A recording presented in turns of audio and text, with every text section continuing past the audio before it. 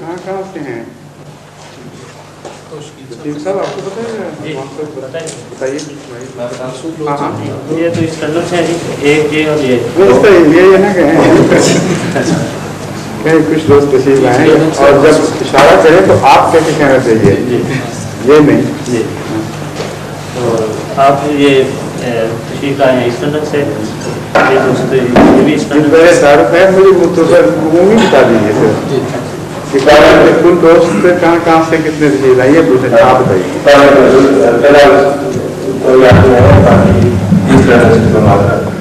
باقی آ رہے ہیں لیٹ ہو گئے۔ ایک ہے جون صاحب ایسٹرن سے آتے ہیں اور یہ کوشچن ہے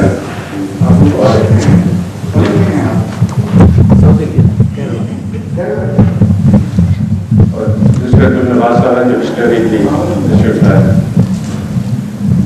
اور ایسٹ لندن کے علاوہ بھی کہیں سے کوئی دوست تشریف لائیں؟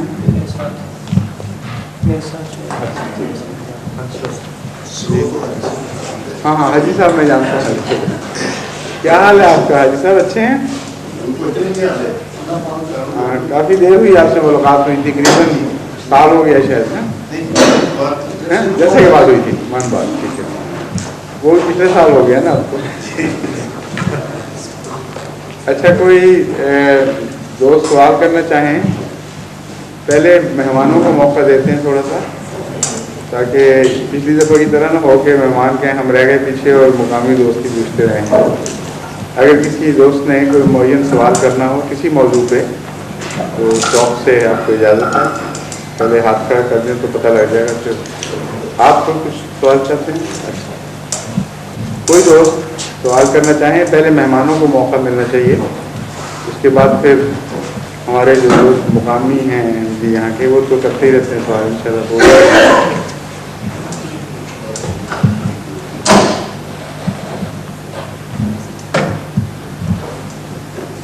یا یوں کرتے ہیں کسی نے کوئی سوال کرنا ہو، جب بات چھڑ جائے تو پھر آج تک کا خیال بھی آنے شروع ہو جاتے ہیں۔ امینی صاحب آپ تشریف آئیے۔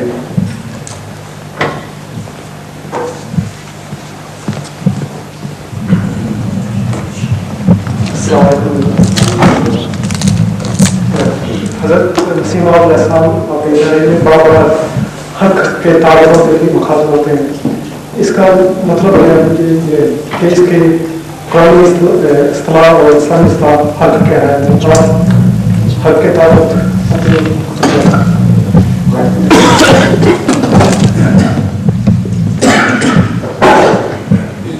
لفظ حق کے مختلف معنی ہیں۔ سب سے پہلا بنیادی معنی تو خدا تعالیٰ مراد ہے حق سے، کیونکہ حق خدا کا نام بھی ہے، اسی لیے عبد الحق کہا جاتا ہے۔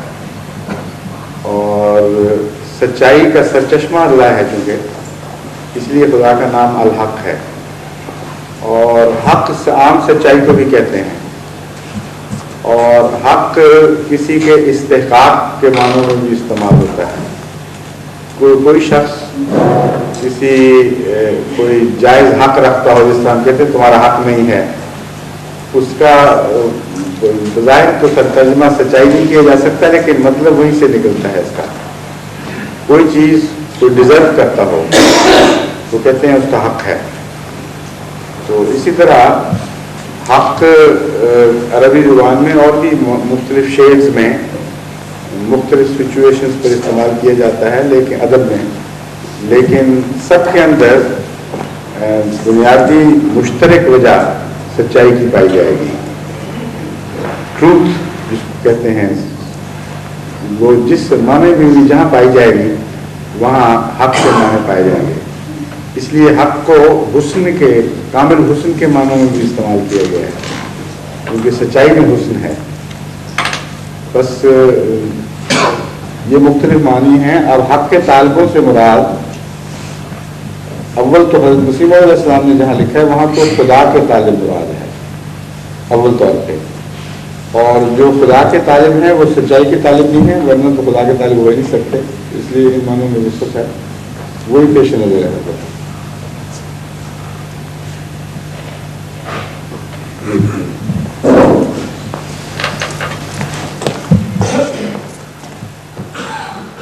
السلام कुछ पढ़े लिखे दोस्त ये सवाल करते हैं कि मजहब जो है बुनियादी तौर पे अमन कायम करने के लिए, लेकिन देखा ही गया है कि हिस्ट्री में मजहब जो भी हुआ उसके नतीजे में बहुत सारी जंगें हुई। इसकी क्या एक्सप्लेनेशन सही है कि मजहब ने किस हद तक अमन कायम किया और किस हद तक? ये सवाल है ही ऐसा जो पढ़े लिखों का सवाल है। चुनाचे कुरान शरीफ ने सबसे पहला सवाल जो खुदा से किया गया है वो यही बताया है, और वो फरिश्तों ने किया था जो पढ़े लिखे लोग थे उस जमाने के। और उन्होंने यही एतराज़ किया जब अल्लाह ने फरमाया कि मैं ज़मीन पर खलीफा बनाने लगा हूँ, तो आपको याद होगा क्या सवाल किया था, क्या एतराज़ उठाया गया था। फरिश्तों ने कहा कि अच्छा इसलिए कि वो ज़मीन में खून बहाए और फसाद बरपा करे। तो वही पढ़े लिखों का सवाल आज भी जारी है, और वही जवाब है उसका जो उस वक्त खुदा ने दिया था। किसी नए जवाब की जरूरत नहीं, कि बिल्कुल बरक्स काम की खातिर खुदा बनाता है, और फसाद जो बर्पा करने वाले हैं वो लोग हैं जिनको अमन की तरफ बुलाया जाता है। फसाद की वजह से खुदा अपने पैगंबर भेजता है फसाद को मिटाने के लिए, और जो फसाद को मिटाने के लिए आता है उसको फिर फसाद का ही निशाना बनाया जाता है। तो वो जो फसाद लग आता है वो पहला दबा हुआ फसाद है जो उस वक्त खुलकर सामने आ जाता है, या बगैर दबा हुआ भी फसाद होता है। चुनाचे आम सल्लल्लाहु अलैहि वसल्लम की बासत की बुनियादी वजह ये फरमाई गई कुरान करीम में, ज़हर अल फसाद फिल बर्र वल बहर, कि ज़मीन भी फसाद से भर गई और मगलूब हो गई, और तरी भी और समंदर भी फसाद से भर गया और मगलूब हो गए। ये इशारा था उस पहले एतराज़ की तरफ भी, और उसका जवाब भी इसमें था कि जिस आदम को हमने भेजना था, जिस कामिल इंसान की तख्लीक करनी थी, वो तो हज़रत मोहम्मद मुस्तफ़ा सल्लल्लाहु अलैहि वसल्लम खातमुन नबिय्यीन की शक्ल में अब पैदा होने हुआ है। और वजह इसकी ये है कि सारी दुनिया फसाद से भर गई है, और फसाद का जवाब क्या है? अमन। तो आपके मजहब का नाम क्या रखा गया? इस्लाम। और अमन पैदा करने वाले को क्या कहते हैं? मुस्लिम। इसलिए आपके मानने वालों को मुस्लिम कहा गया। तो जवाब तो पहले दिन से ही खुदा ताला ने कुरान करीम में रखा हुआ था, और इसका जो जवाब देते हैं दुश्मन, वो भी कुरान करीम ने शुरू में बयान फरमा दिया है, कोई चीज़ छुपाने के लिए रखी। फरमाया जब अमन पैदा करने वाले खुदा की तरफ से आते हैं तो फसाद पहले ही होता है, और ये गलत है कि उनकी तरफ फसाद को मंजूर किया जाए। उनको उनके पैगाम को मिटाने के लिए फिर फसाद बर्पा किया जाता है। और जब ये कहते हैं या क़ीला लहुम ला तुफ़सिदू फ़िल अर्ज़ क़ालू इन्नमा नहनु मुस्लिमून, जब उनको कहा जाता है कि तुम फसाद बर्पा ना करो, अमन करने वाले खुदा ने भेज दिए हैं, तो जवाब ये देते हैं हम तो मुस्लिम हैं, जो तुम फसादी हो। तो वो लिखना इसका जवाब अला इन्नहुम हुमुल मुफ़सिदून वलाकिन ला यशऊरून, खबरदार फसाद करने वाले वही हैं लेकिन उनको शऊर नहीं है इस बात का। तो जब शऊर मिट चुका हो उस वक्त इनसे बहस अब क्या करेंगे? बहस की गुंजाइश तो शऊर के नतीजे में होती है, और ये फसाद की सबसे बड़ी हालत है जो कुरान करीम ने बयान फरमाई है। बाज़ दफ़ा जब मर्ज बहुत पुराना और मुज़मिन हो जाए तो मर्ज का एहसास मिट जाता है, और जब एहसास मिट जाए फिर उससे ये बहस भी नहीं होती कि तुम मरीज हो इलाज कराओ। वो कहते तुम्हारा दिमाग खराब होगा, मैं मरीज नहीं हूँ, मैं बिल्कुल ठीक ठाक हूँ। चुनांचे इस बड़े हुए मर्ज की तरफ ये आयतें इशारा कर रही हैं कि फसाद हज़रत सल्लल्लाहु अलैहि वसल्लम उस वक्त तशरीफ लाए जबकि फसाद हद से बढ़ चुका था, हर जगह गालिब आ गया था। जब आपने अमन का पैगाम दिया तो लोगों ने जवाब में फसाद शुरू कर दिया, और जब उनको कहा फसाद ना करो तो उन्होंने कहा नहीं नहीं, ये हम तो इस्लाह कर रहे हैं, ज़बरदस्ती तुम्हें ठीक करने के लिए हमने तलवार उठाई है। और अब इसकी रोशनी में जब आप तारीख़ इस्लाम का जायज़ा लें तो ہر مذہب کی تاریخ کھل جاتی ہے، صرف اسلام کی نہیں۔ حضرت صلی اللہ علیہ وسلم نے اگر یہ فساد وہ کہتے ہیں مذہب کرتا ہے تو رسول کریم صلی اللہ علیہ وسلم نے کون سے ایسے اقدامات کیے تھے جس کے نتیجے میں فساد لازم تھا؟ کوئی ایک چھوٹے سے چھوٹا اقدام آج بھی کوئی دشمن نہیں دکھا سکتا۔ آپ نے کسی کے خلاف ہاتھ نہیں اٹھایا، کسی کے مذہب میں زبردستی دخل نہیں دیا، اکیلے تھے، کوئی فوج کشی نہیں کی ان کے اوپر، مظلومیت کی حالت میں مارے کھاتے ہوئے، دکھ اٹھاتے ہوئے، تانے سنتے ہوئے ان کو نیکیوں کی طرف بلایا، اور جواب میں انہوں نے کیا کیا؟ پتھر مارے، گھروں سے نکالا، زندہ آگ میں جلانے کی کوشش کی گئی، جانوروں سے باندھ کر چیر دیا گیا، گلیوں میں گھسیٹا گیا، اور کہتے ہیں مذہب فساد پھیلاتا ہے۔ مذہب کو مٹانے کے لیے فساد پیدا ہوا تھا، نہ کہ مذہب کی طرف سے فساد پیدا ہوا۔ اور جب ان کو کہا جاتا تھا کہ تم فساد نہ کرو، کہتے نہیں ہم تو اصلاح کرتے ہیں۔ آج وہ تو 1400 سال تاریخ پہلے رہ گئی، اب آپ پاکستان میں دیکھ لیں کیا ہو رہا ہے۔ احمدیوں کے ساتھ وہی سلوک کر رہے ہیں، اسی کلمے کی خاطر، اسی کو دبانے کے لیے۔ اور جب ان کو کہا جاتا ہے کہ فساد نہ کرو، کہتے نہیں ہم تو اصلاح کرنے والے ہیں، انما نحن مسلمون، ہم تو تلوار کے زور سے تمہارے سینے میں ایمان داخل کر کے دکھائیں گے، اور تمہارے سینوں سے میں ایمان داخل کرنے کا مطلب ہے کہ کلمہ نوچ لیں تمہارے سے۔ اور لا شعور وہی کیفیت ہے، عقلیں ماری گئی ہیں، ان کو سمجھ ہی نہیں آ رہی کہ وہ کیا کر رہے ہیں اور کیا مطالبے کر رہے ہیں، اور ہر اس چیز کی نفی ہے جس کو حضرت صلی اللہ علیہ وسلم لے کے دنیا میں آئے تھے، اور ہر وہ سلوک کر رہے ہیں ان سے اسلام کے نام پر جو محمد رسول کریم صلی اللہ علیہ وسلم اور آپ کے متبعین سے آپ کے دشمنوں نے کیا۔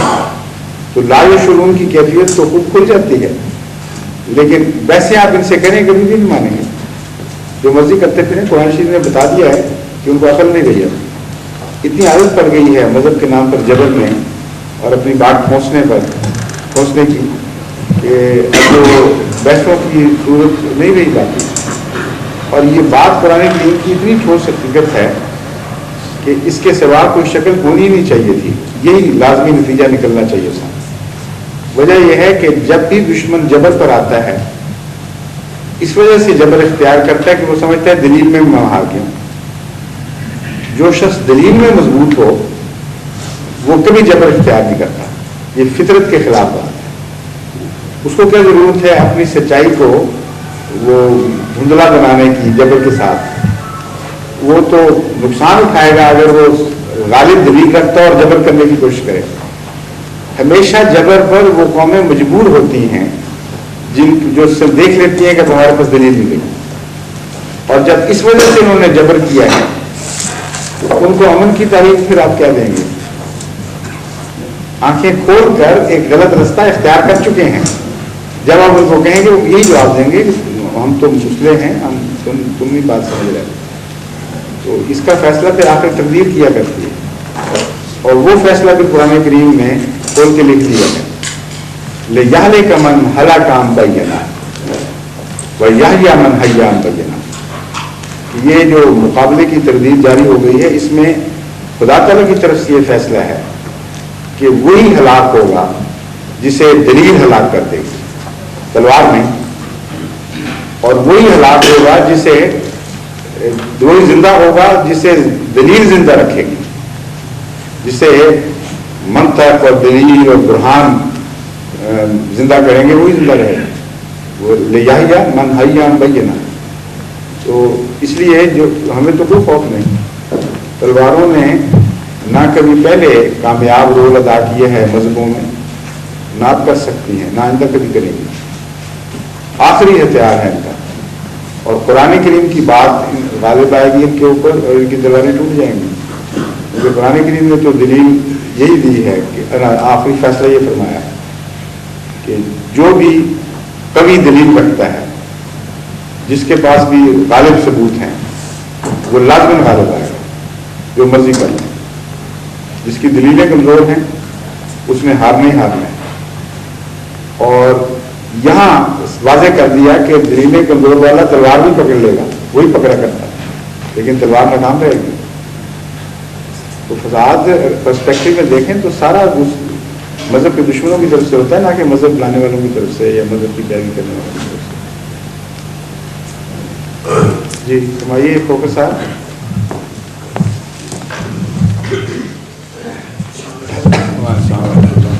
Basically, سوال تو میرا وہی تھا، it was in the light of an article.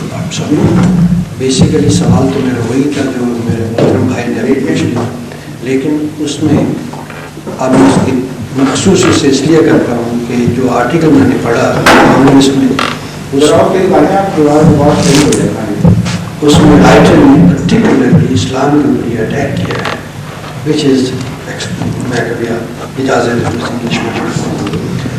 اس نے کہا کہ اسلام has always been a disintegrating force in history, and if history is no writer, it would always be a disintegrated force. یہ تو ایک دعویٰ ہے، دلیل کیا دی ہے؟ Then what he says that after the Rasul Akram sallallahu alaihi wasallam, you see all the history of Islam. He was surveying the situation in Pakistan. یہ یہاں سے شروع کی ہے بات میں، اسلام جہاں سے شروع ہوا اس نے کیا ڈس انٹیگریشن پیدا کی سوسائٹی میں، پہلے یہاں سے دیکھیں گے نا ہم۔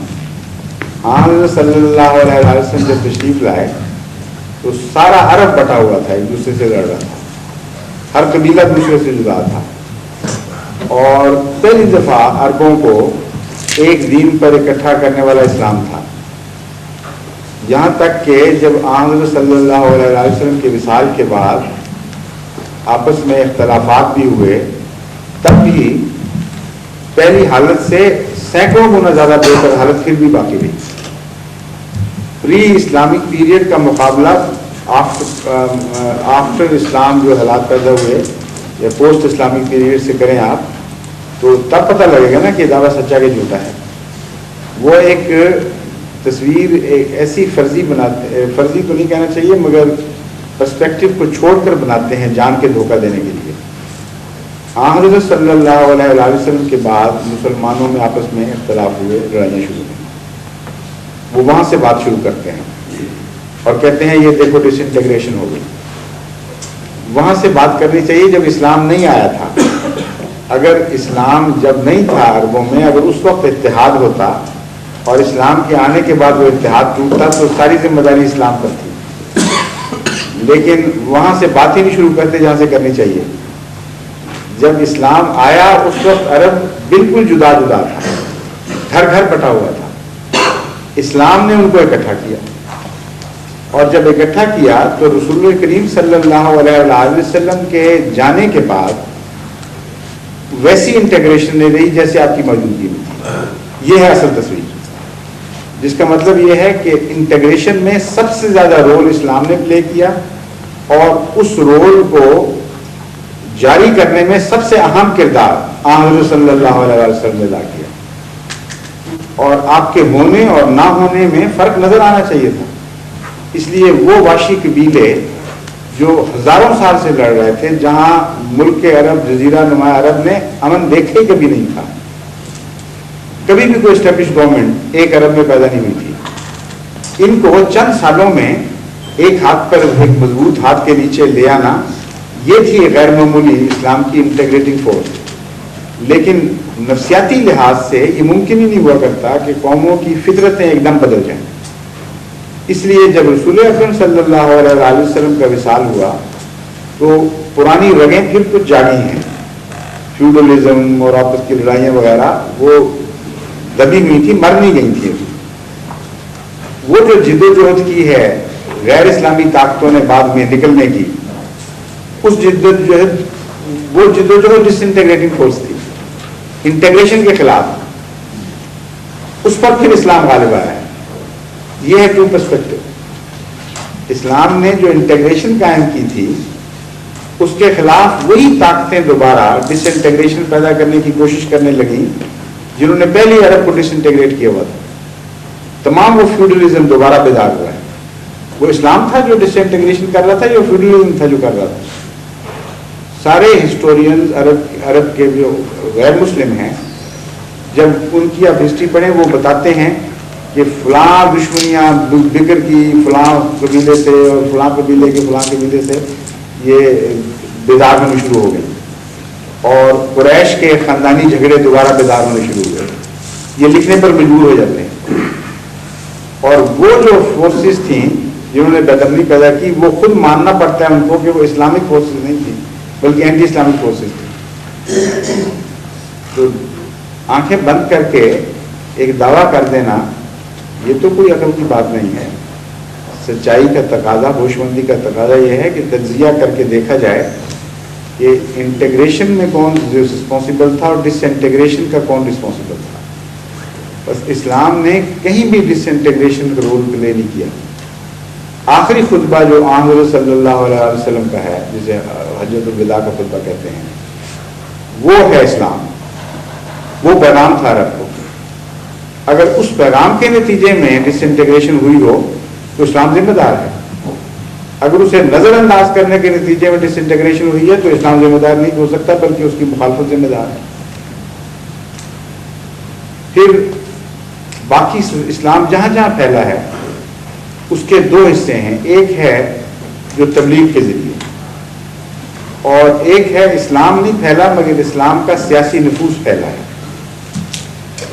جہاں جہاں یہ واقعہ ہوا وہاں انٹیگریشن ساتھ گئی ہے، یہاں تک کہ وہ عیسائی ممالک جن پر اسلام کا ابتداء میں قبضہ ہوا، اسلام کی سیاست کا قبضہ ہوا اور ان کو زبردستی مسلمان نہیں بنایا گیا، لیکن اس طرح اکٹھا کر دیا گیا، اس طرح ان کے حقوق دیے گئے کہ جب مخانہ طاقتوں نے، مثلا یہ مشرقی امپائر تھی جو قسطنطنیہ والی عیسائی امپائر، انہوں نے جب دوبارہ قبضہ کیا ہے ان جگہوں پر، ریلے آتے رہے کبھی ادھر سے کبھی ادھر سے، تو سارا شہر رو رہا تھا اس بنا پر کہ عادل اور انصاف قائم کرنے والے اور سوسائٹی کو یکرنگ کرنے والے حاکم ہم سے جدا ہو رہے ہیں، حالانکہ ان کے ہم مذہب آ رہے تھے اور ان کے بظاہر مذہب کے مخالف ان سے جدا ہو رہے تھے۔ تو اسلام نے ہر جگہ انٹیگریشن کا رول پلے کیا ہے، اور جہاں جب یہ ہے اسپین میں تو ان کی اپنی تاریخیں بتا رہی ہیں، مثلاً اسپین کی تاریخوں میں سے لین پول کی ہے اور بہت لکھنے والے ہیں، جس کی بھی آپ کتاب اٹھا کے دیکھیں مورس کے اوپر، آغاز اس بات سے کرتے ہیں کہ اسلام آئے اس لیے تھا کہ اسپینش سوسائٹی اور اسپینش سیاست ڈس انٹیگریٹ ہو چکی، اور اسلام نے آ کر اس کو انٹیگریٹ کیا اور ایک مستحکم حکومت کی بنیاد ڈالی، اور ساری سویلائزیشن، سارے علوم کی نشو و نما اسلام کے استحکام کے نتیجے میں پیدا ہوئی، جس نے انٹیگریشن کو مسلمانوں تک محدود نہیں رکھا بلکہ ساری سوسائٹیوں کو انٹیگریٹ کیا۔ یہ ایک اور پہلو ہے، یہود کو، عیسائیوں کو، مسلمانوں کو سیاست میں اس طرح انٹیگریٹ کر دیا کہ مذہب کی تفریق کے نتیجے میں کسی سے کوئی زیادتی نہیں ہوتی تھی، کسی کو کسی حق سے محروم نہیں رکھا جاتا تھا، جوائنٹلی سب نے ملک کی تعمیر میں حصہ لیا۔ اسی لیے اسپین کی جو تاریخ ہے وہ احیاء علوم کا موجب بن گئی یورپ میں، جس کو احیاء علوم کی تاریخ کہتے ہیں، جو رینیسانس، اس کا آغاز ہی اسپین سے ہوا ہے۔ تو اس نے تو وہاں بھی انٹیگریشن کی جہاں وہ حکومت موجود تھی، اور جہاں حکومت نہیں تھی وہاں ریڈیشن کے ذریعے انٹیگریشن پہنچائی ہے اور سوسائٹیوں کو اکٹھا کرنے میں ایک بڑا رول پلے کیا ہے۔ واقعاتی لحاظ سے تو یہ الزام اتنا جھوٹا اور بے بنیاد ہے کہ کوئی حقیقت ہی نہیں، اور بغیر اسلامی ہسٹورین کوٹ کیے ان کے ہسٹورین کو کوٹ کر کے آپ ان کے الزام کو غلط ثابت کر سکتے ہیں۔ ہاں ہاں ضرور، شوق سے پوچھیں۔ اسلام میں اجتہاد کی وجہ سے کیا نقصانات ہوئے؟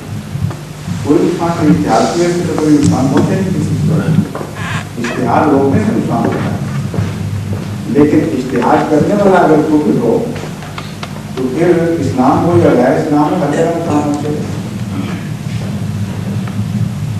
اشتہار جو عقل کی نشو و نما، ذہن کی ترقی کے لیے انتہائی ضروری ہے، اس کے بغیر تو جامد ہو جائیں ذہن، سوچیں انسان کی قید ہو جائیں ترقی کی سب راہیں رک جائیں. اجتہاد ہی ہے جو انسان کو ہر قدم آگے بڑھاتا چلا جاتا ہے وقت کے ساتھ. لیکن اگر مجتہد خود بددیانت ہو جائے اور اپنے نفس کی خاطر اجتہاد کرنا شروع کرے تو پھر اسلام کا تعلق نہیں اس سے. خواہ سائنس میں ایسا کرے، خواہ سیاست میں ایسا کرے، خواہ ہندوازم میں کرے، کسی مذہب میں کرے، وہ نقصان پہنچائے گا. اجتہاد نہیں بلکہ ٹیڑھی سوچ اور بددیانتی کی نیتیں جو ہیں وہ نقصان پہنچاتی ہیں. کیا اشتہار کی ضرورت اس وقت صرف اس وقت پیش نہیں آتی کہ ایک چیز مکمل نہیں. مکمل چیز تو اور بات ہے.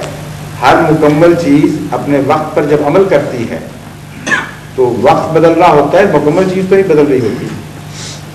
اب اسلام کو آئے ہوئے 1400 سال ہو گئے ہیں، لیکن انسان اسی سٹیج پر تو نہیں ہے جس سٹیج پر اس وقت تھا جب رسول اللہ کریم صلی اللہ علیہ وسلم تشریف لائے. تو مکمل چیز ہر وقت کے سانچے کے ساتھ ایک نئے مسائل کو حل کرنے کے لیے ایک چیلنج قبول کر رہی ہوتی ہے، اور اسی کا نام اجتہاد ہے.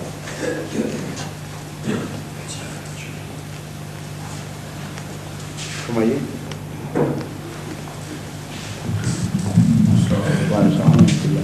آپ کا تعارف؟ میرا نام پرویز عالمگیر ہے، میں لاہور سے بول رہا ہوں. یہاں کا تشریف لائے پرانے ہیں؟ نہیں، کچھ ماہ ہوئے.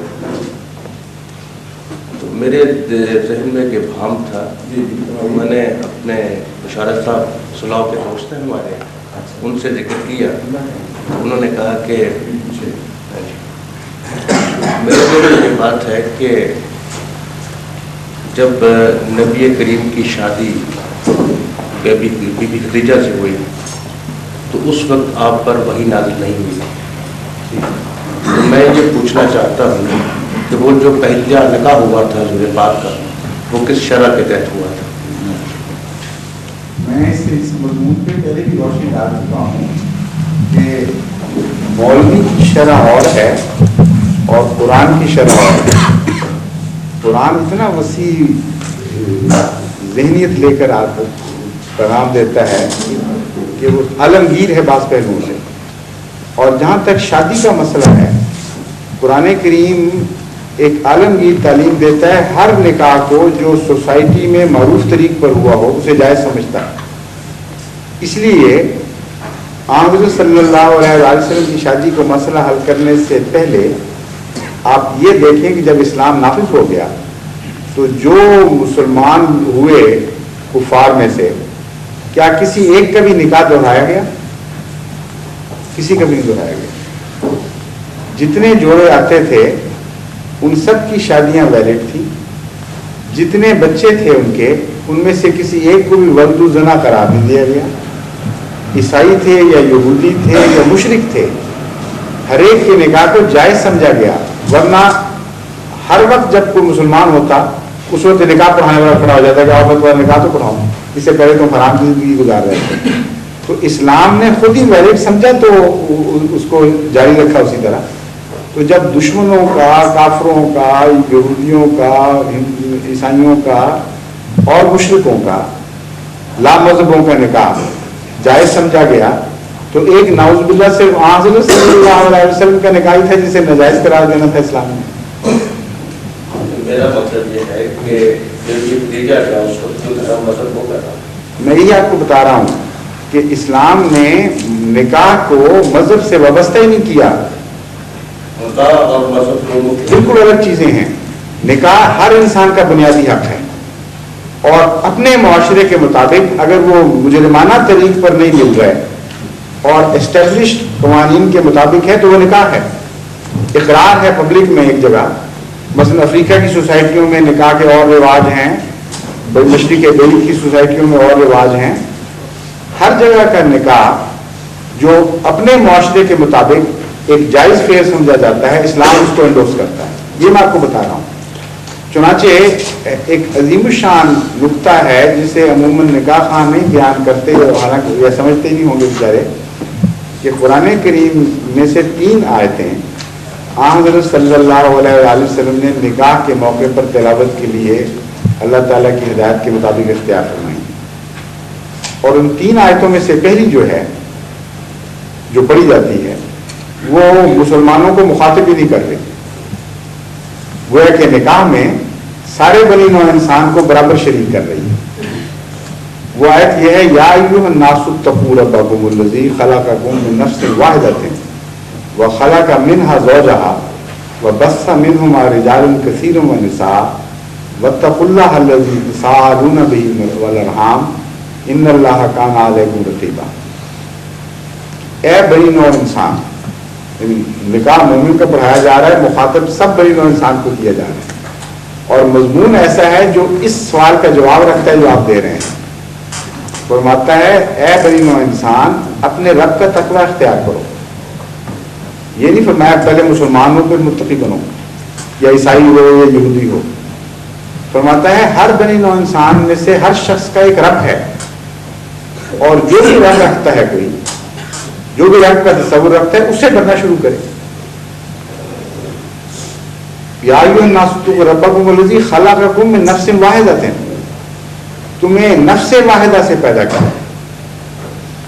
اور نفس واحدہ کا مضمون تو بہت وسیع ہے. اس میں ایک معنی یہ ہے کہ بیاہ شادی اور روزمرہ کے انسانی لین دین کے معاملات میں خدا تعالیٰ کے نزدیک ہر انسان برابر حق رکھتا ہے اور مذہب کی کوئی تفریق نہیں. چونکہ تم کالے ہو یا گورے ہو، عیسائی ہو، یہودی ہو، کچھ بھی ہو، انسانی حقوق تمہارے برابر ہیں. اس لیے نکاح کے موقع پر ہم تمہیں بحیثیت انسان یہ تعلیم دیتے ہیں کہ رب سے ڈرو اور رحموں کی حفاظت کرو، رحمی رشتوں کا خیال رکھو. یہ ہے اوپننگ سٹیٹمنٹ ہر مسلمان کے نکاح کی، جس میں مسلمان کو مخاطب بھی نہیں کیا جا رہا، بنی نوع انسان کو شامل کیا جا رہا ہے. تو اسلام ہر نکاح کو جائز سمجھتا ہے اور انسانی حق سمجھتا ہے جو ہر معاشرے کے مطابق تقوی پر مبنی ہے. اب معاشرہ خیریہ ہو، روس کا ہو یا چین کا ہو، وہاں بھی ایک نکاح ویلڈ ہے اور ایک ناٹ ویلڈ ہے. ایک چیز، ایک تعلق کو جرم سمجھتے ہیں خواہ وہ خدا کو مانے یا نہ مانے، اور ایک تعلق کو جائز سمجھتے ہیں. چین میں موت کی سزا دی جاتی ہے غیر شادی شدہ کے تعلقات سے کی بنا پر، ابھی تک دی جاتی رہی ہے، حالانکہ دہریہ معاشرہ ہے. کس چیز نے وہ نکاح کو جائز کیا، کس نے ناجائز کیا؟ معاشرتی اصولوں نے. بس قرآن کریم کے نزدیک بھی ہر وہ نکاح جو کسی معاشرے کے مطابق جائز اصولوں کے اوپر تھا اور چوری پر مبنی نہیں تھا، حق تلفی پر مبنی نہیں تھا، وہ جائز ہے. اس کے لیے کسی مولوی کے کھڑے ہونے کی ضرورت نہیں.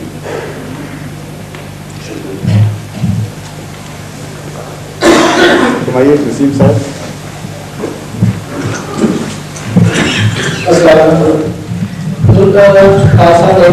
فلم دیکھی ڈاکومنٹری، اس کا نام تھا A Man Can See Through Future. A Man Can See Future.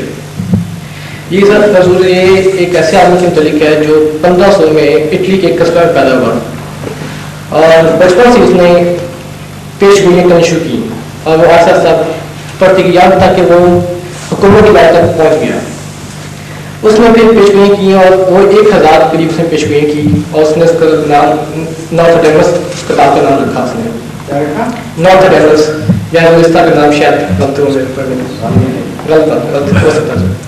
تو اس میں اس نے جو یہ first world war, second world war, Napoleon Bonaparte, Abraham Lincoln, John F Kennedy, یہ جو بڑی پرسنالٹیز ہیں، ان کے جس طرح پیش گوئیاں کیں، جس طرح فلم میں دکھایا گیا کہ کیا لفظ اس نے یوز کیے، اس طرح انہوں نے وہ ثابت کیا کہ اس طرح وہ واقعہ پیش ہے. سوال پوچھا ابھی اس کا ذکر کیا. پھر میں حال میں جو عمار منی کا واقعہ پیش آیا، اس کا شاعر کا زوال، اس کا یہ بھی اس کا ذکر تھا. پھر اس نے فیوچر کی پیش گوئی کی جو مسئلہ اٹریکٹ مجھے کرتی چیز بات کی کہ ایک دوسرے بتایا کہ 1888 میں مئی 1888 میں سان فرانسسکو میں اتنا بڑا زلزلہ آئے گا کہ مکمل طور پر تباہ ہو جائے گا. پھر اس نے بتایا کہ 1992 میں مڈل ایسٹ سے مصر میں ایک حکمران، یہ 1503 میں پیدا ہوا تھا. جی اس طرح مطابق جی ایک بات سب سے زیادہ کرتی ہے اس نے یہ کہا کہ جس میں جس کو رشین سپورٹ ہوگی یہ امریکہ کا فیوچر وہ تباہ کرے گا اور تھرڈ ورلڈ وار کے بعد رشیا میں اسلام بڑی تیزی سے کرے گا اور بہت مسلمان ہوگا. کوئی بات سن لیں, یہ ساری گپیں بنا رہے ہیں لوگ اور مختلف لوگوں کو یہ اس کے پیچھے اس قسم کی کہانیوں کے پیچھے, ڈاکومنٹریز کے پیچھے اکثر صورتوں میں اور غالب امکان کے طور پر CIA امریکہ کا ہاتھ ہے. بعض تحقیقات میں نے کی ہیں, ان سے پتہ چلتا ہے کہ بہت سی جوئش انسٹالڈ ہیں یہ ویڈیوز وغیرہ جو کرائی جاتی ہے, کتابیں لکھوائی جاتی ہیں. یہ دراصل کمیونزم کے مقابلے کے لیے انہوں نے بہت سے طریقے سوچے ہیں اور مذہب کو ایکسپلائٹ کرنے کے لیے اور لوگوں کی سپرسٹیشن کو ماننے کے رجحان کو اپنے نظام کی تقویت کی خاطر استعمال کرنے کے مختلف طریقے ہیں. اس لیے ان لوگوں کو اٹھاتے ہیں اور آگے کرتے ہیں.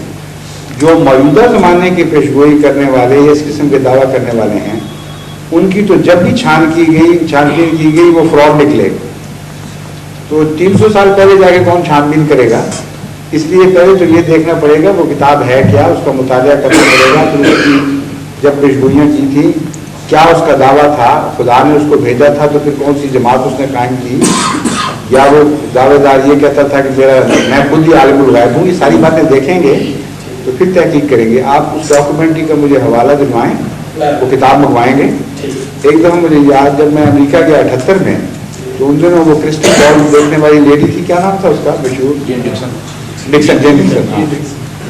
ڈکسن کے بعد مرید مجھے ملے اور ایک کتاب بھی لے کے آئے کہ جین ڈکسن جو ہے وہ تو بڑی زبردست پیشگوئیاں کرتی ہے اور اس طرح اس کی پوری ہوتی ہیں اور فلاں نے گواہی دی. تو میں نے کہا باقی سب جھگڑے میں بس میرا وقت ہی نہیں, پیچھے جا کے تحقیق کروں, اوتھینٹسٹی ان لوگوں کی دیکھوں, انٹیگریٹی دیکھوں. اگلے چند سال کی میری پیشگوئیاں لکھوا دو, ابھی کتاب لے اور دیکھ لیتے ہیں. تو ان پیشگوئیوں کے مطابق 85 سے پہلے عالمی جنگ ہو جانی چاہیے تھی, اور اب کون سا سال ہے, 87 آ گیا ہے, کوئی جنگ نہیں ہوئی.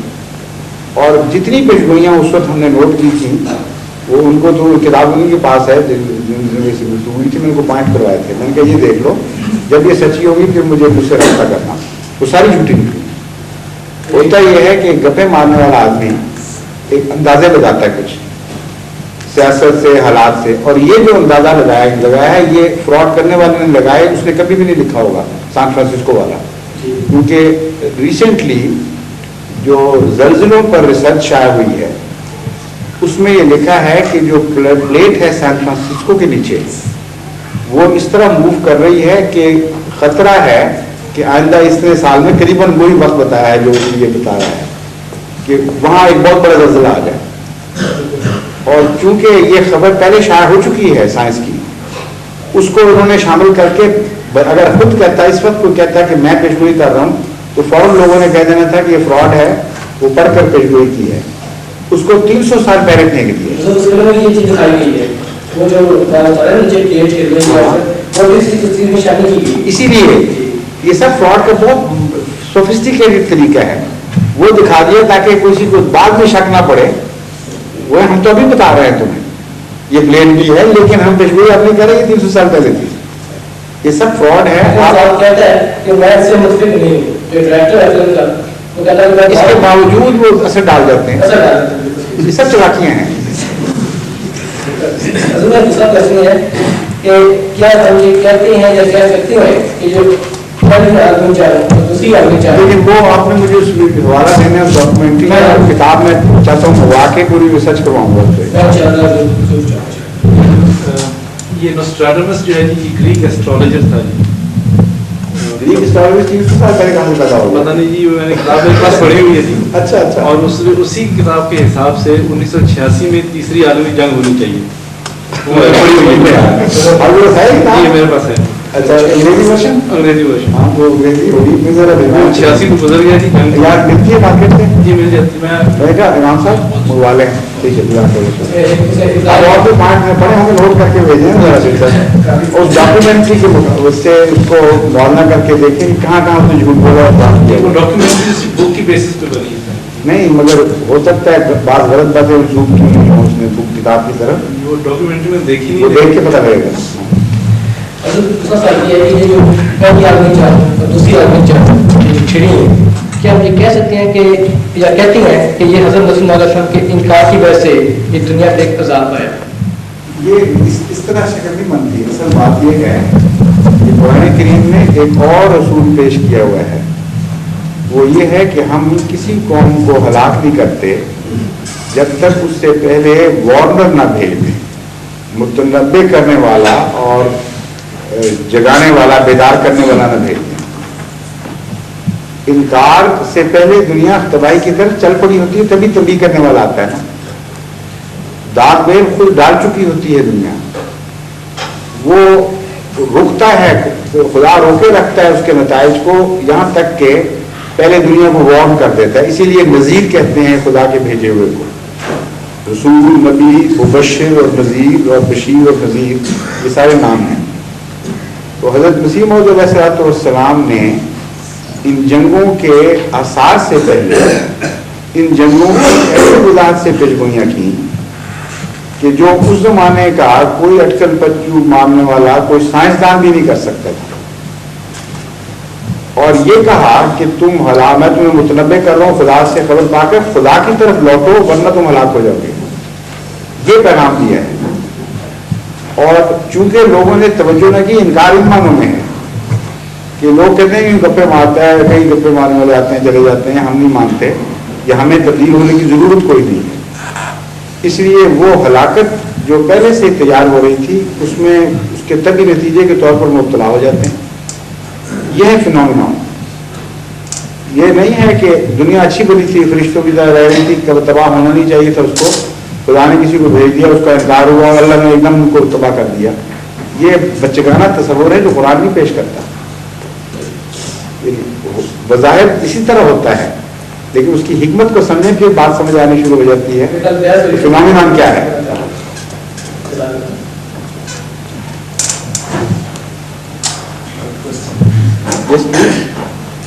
آپ تو اردو جانتے ہیں نا کین یو انڈرسٹینڈ اردو ہے I can. You can? Yes, please. So you have to listen to the translation then. Yes, Is please. that right? Yes. Good. So you will ask the question in English. Yes, please. And shall I answer it in Urdu then? Yes, I appreciate it because that will be Because most of the people here are Urdu speaking. But I will, Then you can listen to the translation in English. that will be precise for me, sir. I want the direct answer from you. Thank you very much. The question I want to put across is, I was attending an Islamic study group meeting, and then we were discussing about the death of Jesus Christ. Then I told them in the audience that Christ, according to my own information, is no more living. And then if the word Rafa, which was used for him, it was used for many other people in the Quran, it was also used for Sayyidina Idris, but he is not alive today. So if we say therefore that he is not alive, where I think we are on the right path, the interpretation of Rafa means physical ascension. So I was trying to tell them, the interpretation of the people, they said he was taken up, and so he's living somewhere in the sixth heavens. But that is wrong. Well, it was an argument, but I want to be clarified from my own point of view, whether I was right or whether they were wrong. And then because they told me that if they accept that Christ is no more living, it means their whole belief about Islam is completely shaken, as they are no longer Muslims. So that is why they are afraid to accept my view that Jesus is no more living. Yes, you are quite right, but let me further explain and develop the same argument which you have been already presenting to them. The word tawaffa is never used in the sense of bodily ascension. Has never been used, nor shall it ever be used by the Arabic knowing people. How could God make such a blunder that he should use the same word in application to Jesus Christ and mean instead of death, he should mean there a bodily ascension. That is a very clear cut argument based on the Arabic usage of the words, well supported by the most authentic dictionaries. Wherever you read this word, tawaffahu, if God is the subject and the man or living being is the object, then invariably all the Arabic dictionaries would translate it as God caused him to die. God caused him to die. Never once will you ever come across any dictionary which would translate it in the sense that God caused him to be ascended to heaven, caused him to be raised bodily. Now the same person about whom the Holy Quran says that God caused him to die or promised him that he would cause him to die has been referred to with another word, bal rafa'ahu Allahu ilayhi. So that word is explained by the word tawaffa. The meaning of rafa here is can be well understood, and best understood, I should say, under the influence of the word tawaffa. That clarifies the word rafa. So the non-Ahmadi Muslims, instead of concentrating on the word tawaffa, which they know is not helpful to them at all. He was trying to tell me there's not mount there that you put mount. So that I see tawaffa means costing to them. Yes, that's right, but it never means raising somebody bodily to heaven. But what they present instead is not the word tawaffa, but the word rafa.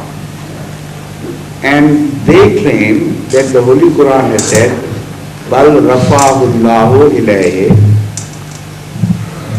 but God, according to them, raised him to the heaven bodily, spirit and all. This is the translation which they make, and they insist that all right, if tawaffa means death, rafa means raising of somebody bodily and physically. Now, this is what is to be debated first. Otherwise, this debate will continue if you don't bring this into focus, this word. I try to relate the instance of Sayyidina. No, but I'll explain further, then you will understand. First of all, as I said, there is no contradiction in the Holy Quran. So if in any other place the Holy Quran has categorically declared Jesus Christ, peace be upon him, to be dead, then in no other place can Holy Quran, the same Holy Quran, claim him to be alive, or to have ascended bodily to heaven and to be still alive. Otherwise there will be contradiction in the Holy Quran. So all this debate should be carried out in the light of all that has been said about Jesus Christ in the Holy Quran, and with this one positive agreement between Ahmadis and non-Ahmadis, that no meaning would be attributed to any word of the Holy Quran which results in a belief in contradiction in the Holy Quran. Because that will be an allegation against the Holy Quran and its authenticity. They believe it is the only Ahmadiyya translation that is wrong, and they are right. I know that, but I'm telling you how to convince them that they are wrong and we are right. Be patient with me now. Right. I fully understand your point of view, which you are attributing to them, and now I am telling you to tackle this issue in a manner that they are left with no choice whatsoever but to agree with you. But unfortunately I forgot to answer you in Urdu, which was agreed.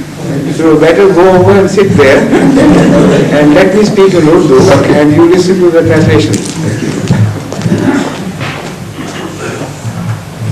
सवाल उन्होंने ये किया है कि जब हमारी गुफ्तगू होती है बाज़ गैर अहमदी मुसलमानों से, तो फातिह मसीह के मसले पर وہ یہ کہتے ہیں کہ توفع جو لفظ استعمال ہوا ہے اس کا مطلب ہے پورا پورا اٹھا لینا، اور اس کے نتیجے میں حضرت عیسیٰ علیہ السلام کا آسمان پر جانا ثابت ہوتا ہے، نہ کہ مرنا۔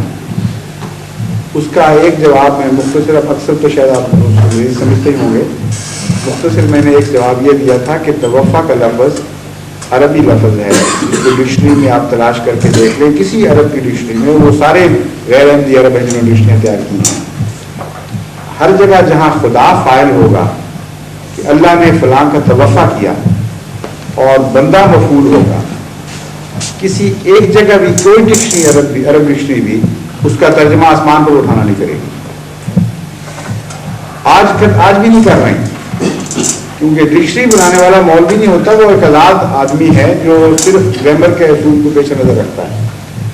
وہاں وہ ترجمہ کرتے ہیں ماتا فلاں مر گیا، توفع فلان اے ماتا فلاں وفا تو توفع ہو گیا یعنی وہ مر گیا، اور توفع فلاں اور توفع اللہ ہو اے اماتہ اللہ ہو، فلاں کو اللہ نے وفات دے دی یعنی اس کو موت دے دی۔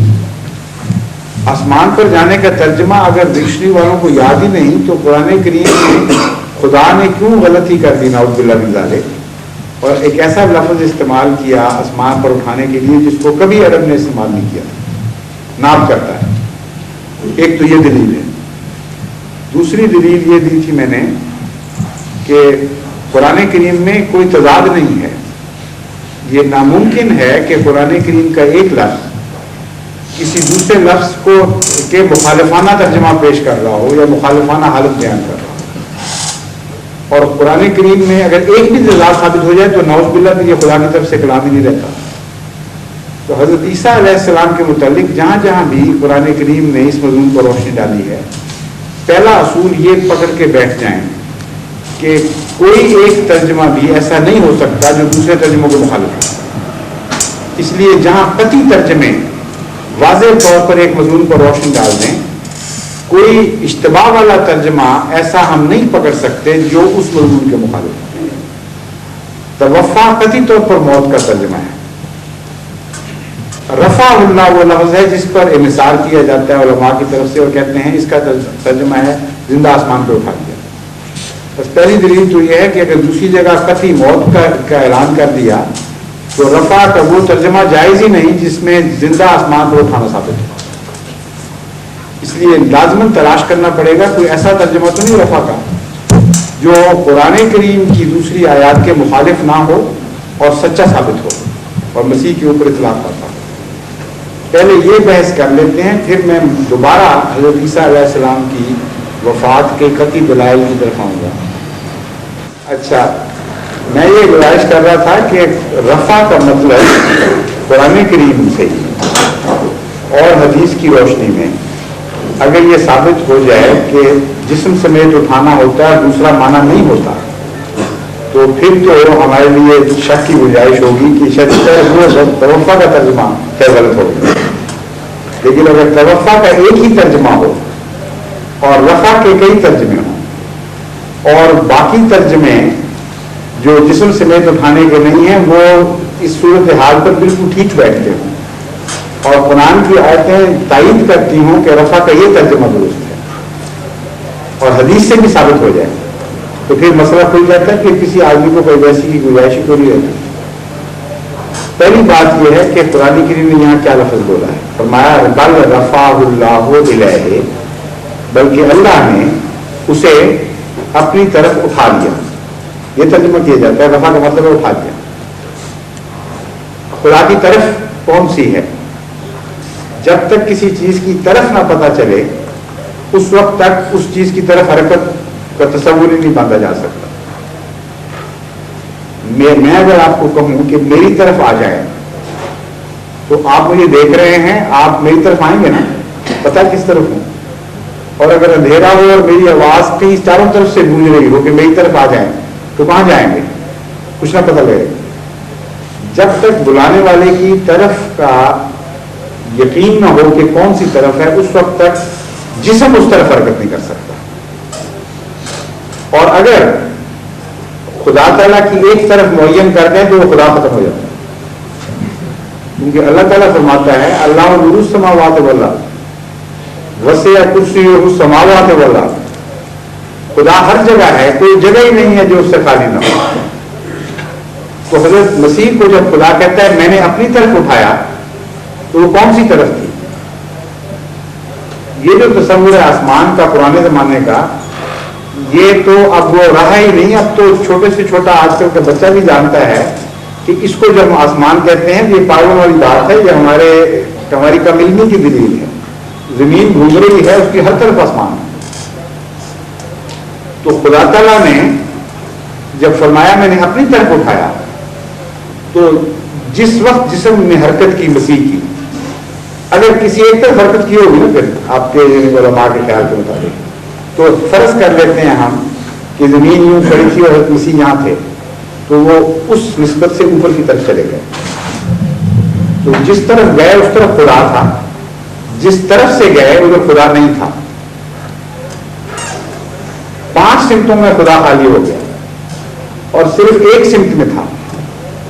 اس سے ثابت ہوا کہ خدا کی طرف جسمانی حرکت ہو ہی نہیں سکتی. پھر خدا کہتا ہے میں وہاں بھی تھا جہاں مسیح تھا. نانو اقرب الیہ من حبل الورید، فرماتا ہے ہم تو انسان کی رگے جان سے بھی اس کے زیادہ قریب ہیں، اس کی شارک سے بھی اندر ہیں. تو شارک میں کیوں ہم مسیح گھس گئے پھر؟ کیونکہ سب سے قریب جہاں آواز ہے وہاں پہلے پہنچنا چاہیے. دور کی آواز سنائی دے دی، وہ جو ساتھ اندر بیٹھی ہوئی آواز اٹھ رہی تھی وہ کیوں مسیح کو سنائی دی؟ اس لیے خدا کی طرف جسمانی حرکت اتنا جاہلانہ خیال ہے کہ جو خدا کے تصور کو باطل کرنے والا ہے اور گستاخی ہے اللہ تعالیٰ کی. خدا کی طرف جسمانی حرکت نہیں ہو سکتی. اب دیکھیں کہ رفع کا اور کیا مطلب ہے. قرآن کریم میں ایک سے زائد مرتبہ رفع کا لفظ استعمال ہوا اور درجے کی بلندی مراد. درجات کا لفظ استعمال بھی کیا کلم کھلا قرآن کریم نے اس بات کی وضاحت کے لیے کہ درجے کی بلندی. جب خدا کہتا ہے رفع کیا اس کا اپنی طرف، تو مراد یہ ہم نے اس کے درجے بلند کیے. رفیع المرتبت، رفیع الشان، یہ لفظ آپ نے سنے ہوئے ہیں اور اردو میں بھی استعمال ہوتے ہیں اور دوسری زبانوں میں بھی. جب خدا کہتا ہے میں نے کسی کو بلند کیا تو مراد ہے اس کو مرتبہ بلند کیا، اس کا درجہ بلند کیا. اب یہ مضمون بین ہی اس آیت کے مضمون میں جہاں یہ واقعہ ہے فٹ ہو رہا ہے. حضرت مسیح کے مخالف کہتے تھے کہ ہم نے مسیح کو لعنتی موت دے دی، صلیب کے ذریعے قتل کر کے اس کا جھوٹا اور لعنتی ہونا ثابت کر دیا بائبل کی وجہ سے. اور بدقسمتی سے عیسائی بھی یہ ماننے پر مجبور ہوئے کہ ہاں لعنتی موت تو یہ پکی تھی. ایکسپلینیشن یہ تھی کہ ہماری خاطر تھی، خود اپنی مرضی سے تھی، اس لیے اس کو اس قسم کی لعنتی نہیں کہہ سکتے. اعلیٰ قسم کی لعنت تھی جو ہماری خاطر قبول کی، مگر اس سے انکار وہ بھی نہیں کرتے کہ یہ موت لعنتی تھی. اور لعنت کس کو کہتے ہیں؟ خدا سے دوری کو. اور رفع کس کو کہتے ہیں؟ خدا سے قرب کو. تو اس کا قطعی جواب یہ ہونا چاہیے تھا. دعویٰ یہ تو کیا ہی نہیں جا رہا تھا جو قرآن کریم نے بیان کیا کہ ہم نے مسیح کو زمین میں گھسیٹ دیا. اللہ کہے نہیں، ہم نے اس کو جسمانی طور پر زمین سے گھسیٹ کر اوپر پہنچا دیا. یہ تو بحث ہی نہیں چل رہی. بحث یہ چل رہی تھی کہ ہم نے اس کو ملعون کر دیا اور خدا سے دور کر دیا، اس کا خدا سے دور ہونا ثابت کر دیا. اس کا عقلی منطقی جواب کیا ہونا چاہیے؟ وہ جھوٹ بولتے ہیں، اس کو تکلیفیں پہنچا کر انہوں نے خدا کے اور بھی قریب کر دیا. اور ہر نبی سے یہی ہوتا ہے. اس کے لیے خدا کا بیٹا ہونا ضروری نہیں. ہر نبی جتنا خدا کی راہ میں تکلیفیں اٹھاتا ہے اتنا ہی مقرب الہی ہوتا چلا جاتا ہے، اتنا ہی اس کا رفع ہوتا چلا جاتا ہے. بس یہ فینومینان تھا، یہ وہ مضمون تھا جسے خدا تعالیٰ نے اس آیت میں مکمل کیا ہے. اور خدا کی طرف سے جسمانی رفع ہو نہیں سکتا. اب ایک دو آیتیں اور ہیں جن کی روشنی میں جب ہم رفع کی طرف واپس آئیں گے تو اگر اس کا ترجمہ جسم سمیت اٹھانا مانیں گے اور موت نہیں مانیں گے تو پھر قرآن کریم میں تضاد لازم ماننا پڑے گا. ایک یہ انسسٹ کریں گے کہ جسمانی ترجمہ ہے تو خدا سے ہاتھ جوڑنا پڑے گا، مسیح کو پکڑ لیں، خدا سے چھٹی کر لیں. کیونکہ طرف مانی خدا کی تو خدا دے. اور دوسرا ترجمہ جب کریں گے تو پھر قرآن سے بھی چھٹی کرنی پڑے گی, اس میں انتظار ماننا پڑے گا. قرآن کریم نے ایک عجیب بات ہے, اور اپنے علماء سے جو ہے اپنی دوست ہیں وہ پوچھ کے دیکھیں, کبھی قرآن کریم نے کسی نبی کے متعلق اتنی دفعہ ذکر کیا ہے موت کا مختلف رنگ میں جتنا مسیح کے متعلق کیا ہے. اردو میں ہم کہتے ہیں نا ہاتھ دھو کے پیچھے پڑ جانا. قرآن کریم تو مسیح کی موت کے پیچھے ہی پڑ گیا, جتنے محاورے ممکن ہیں وہ سارے استعمال کر گیا. جتنے طریقے سوچے جا سکتے ہیں وہ سارے قرآن میں جمع ہے. باقی نبی کو نہ ملے خدا کو موت ثابت کرنے کے لیے, اس لیے کہ ایک ہی نبی تھا جس کی زندگی کے متعلق فتنہ میں لوگوں نے مبتلا ہو. کتنا حکیمانہ کلام, جہاں خطرہ تھا اس کی پیش بندی فرمائی. تو اب دوسرا طریقہ, ایک توفا کا لفظ استعمال کیے جو اب استعمال کرتے ہیں, دوسرے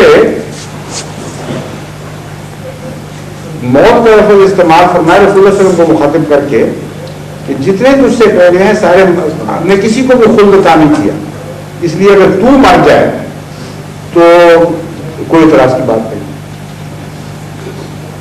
کسی کو ہم نے تجھ سے پہلے خلد عطا نہیں کی, تو مسیح کو خلد کے انکار کے نتیجے میں موت کے تابع کر دیا. وفات کا وعدہ دیا اور مسیح سے اقرار کرایا کہ فلما توفیتنی کنت انت رقیب علیہ, جب تو نے مجھے وفات دے دی اس کے بعد میری قوم پر تو نگران تھا, مجھے نہیں پتا انہوں نے کیا کیا لگا. پہلے وعدہ کیا پھر اس کے وعدہ کے پورا ہونے کا اقرار مسیح کی زبانی کروا دیا. پھر فرمایا مل مسیح ابن مریم الا رسول قد خلق من قبل الرسل, مسیح ایک رسول ہی تو تھا, اور رسولوں کی کیا تقدیر ہے, قد خلق من قبل الرسل, مسیح سے پہلے سارے رسول گزر چکے تھے. اس آیت کا کیا نتیجہ نکلے, ذرا اس کو ذرا آگے بڑھا کر دیکھیں. کیا یہ نتیجہ نکلے گا کہ خدا فرما رہا ہے کہ مسیح ایک رسول تھا اور رسول سے بڑھ کر نہیں تھا, اور چونکہ اس سے پہلے سارے رسول مر گئے ہیں اس لیے یہ نہیں مرے گا. یہ نتیجہ نکلتا ہے. یہ نتیجہ نکلے گا کہ کیوں مسیح ایک رسول تھا اور اس کے سوا کچھ نہیں تھا, کیونکہ اس سے پہلے سارے رسول گزر چکے ہیں, اس لیے ہم اس کو آسمان پر اٹھا لیں گے. کیسے نامعقول بات ہے. لیکن صرف یہی نہیں, بات کلام کہتا آگے چلتا ہے. فرمایا امہ صدیقہ, اس کی ماں پاک باز عورت تھی, راست باز تھی. کانا یاکلان الطعام, وہ دونوں کسی زمانے میں کھانا کھایا کرتے تھے.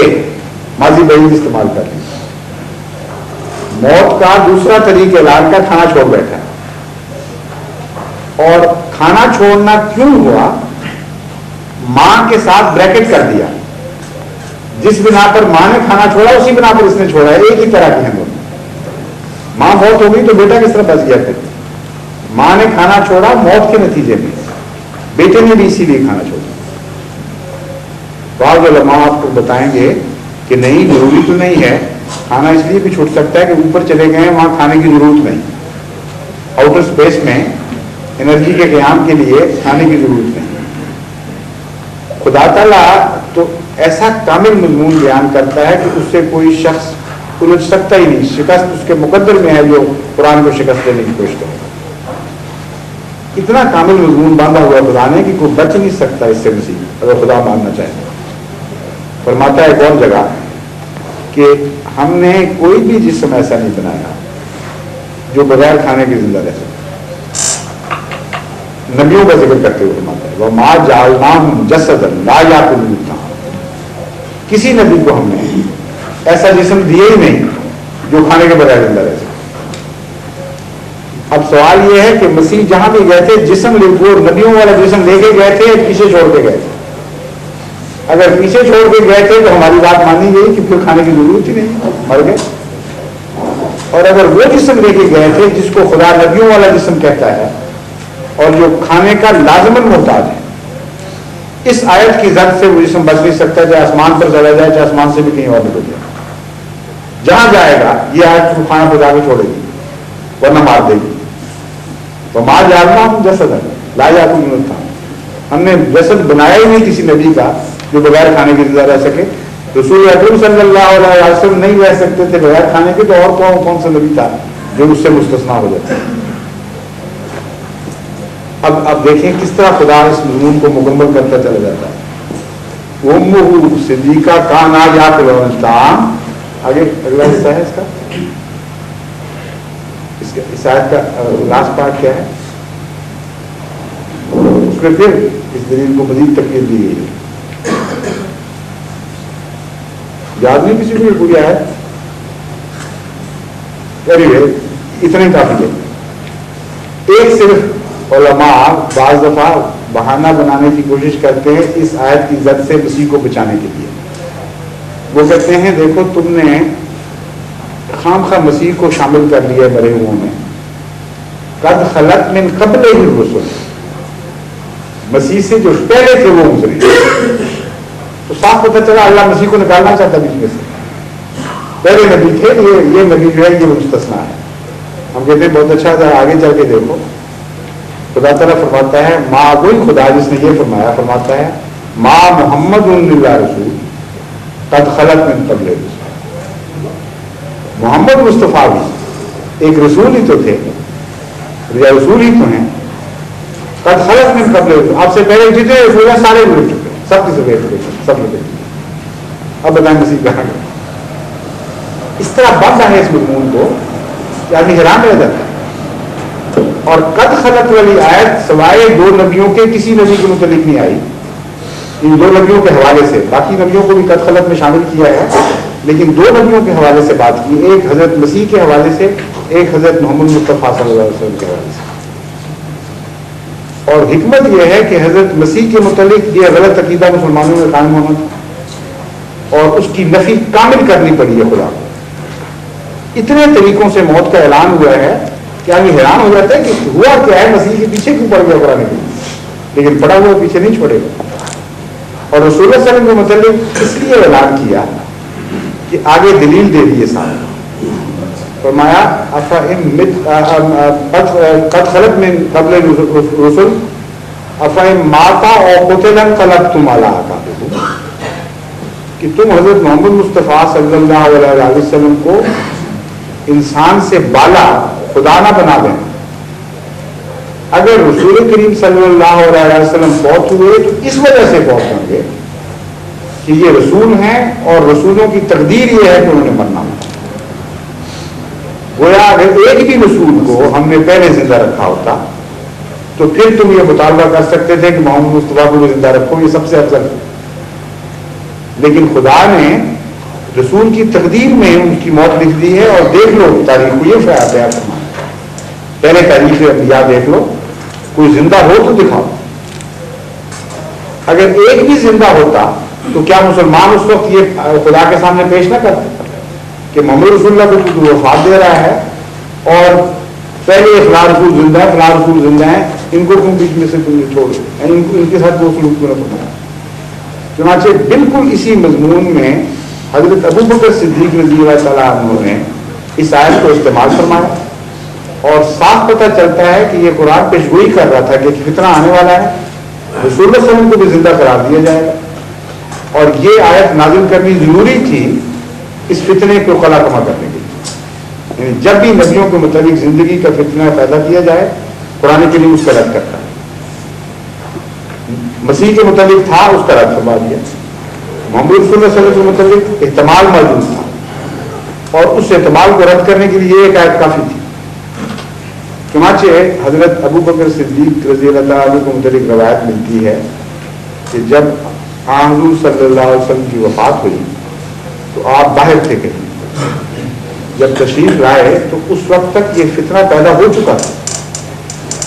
جب جسد نبوی پہ حاضر ہوئے حضرت ابو بکر صدیق رضی اللہ تعالیٰ عنہ, مسجد نبوی میں ایک صحابہ کا گروہ حضرت عمر رضی اللہ تعالیٰ عنہ کی قیادت میں جمع تھا جو یہ اعلان کر رہا تھا کہ نہیں فوت ہو. اور حضرت عمر یہ کہہ رہے تھے کہ اگر کسی نے یہ کہا کہ رسول اللہ صلی اللہ علیہ وسلم فوت ہو گئے ہیں تو میں اسی تلوار سے اس کی گردن اڑاؤں. یہاں تک جذبہ طاری تھا صحابہ پر, ہم مانتے ہی نہیں کہ فوت ہو. اصل اس کی وجہ محبت تھی اتنا عشق تھا کہ اس وقت دماغ جو ہے وہ مختل ہو گیا اس خبر سے. بعض دفعہ مائیں جب ان کے پیارے بچے کی موت کی اطلاع ملتی ہے پاگل ہو جاتی، کہتے ہیں نہیں ہم نہیں مانتے، باہر بیٹھی رہتی ہے ساری عمر آخر وقت تک نہیں مانتے. تو صحابہ کا حیرت انگیز عشق کہ رسول اللہ صلی اللہ علیہ وسلم اس کا اظہار ہوا تھا. یہ کوئی فتنے کی بات نہیں تھی ان معنوں میں کہ وہ منافق کے نہ ہوتے، مجبور ہو گئے تھے. اس وقت حضرت ابوبکر، اور یہی آپ کی صدیقیت کی نشانی ہے، یہ آیت لے کر قرآن مسجد میں پہنچے اور دوسرا جھگڑا کرنے کی بجائے اعلان کیا ما محمد اللہ رسول قد خلق من قبلہ افہم ماتا اور قتل انقلبتم علی اعقابکم. دیکھو محمد مصطفیٰ ایک رسول ہی تو تھے اور آپ سے پہلے سارے رسول گزر چکے. کیوں صحابہ کو یاد نہیں آیا کہ مسیح زندہ بیٹھا ہوا؟ کیوں وہ تلوار ہے جو وہ میری گردن پہ بھی چلی جو کہتی تھی جو کہے گا مر گیا میں اس کو ختم کر بے ہوش ہو کے گر پڑے. اور روایت کرتے ہیں کہ مجھے یوں لگا کہ سر پہلی دفعہ یہ آیت نازل ہوئی ہے میرے گھٹنوں میں جان نکال دی سر. اس میں تو محمد رسول اللہ صلی اللہ علیہ وسلم کی واضح موت کی خبر. بس یہ آیت محمد مصطفیٰ صلی اللہ علیہ وسلم کو تو مار نہیں نعوذ باللہ من ذالک ان معنوں میں جنہوں میں دنیا میں وفات ہوتی ہے اور مسیح کو نہ مار سکے. عجیب جہالت ہے. اور ہمیں فتنہ والا قرار دیا جا رہا ہے. ہمیں کہہ رہے ہیں کہ تم مفتن ہو، تم نے مسیح کو مار کر قیامت مچا دی اسلام کا، اس لیے تم واجب القتل ہو گئے، تمہیں مار دینا چاہیے.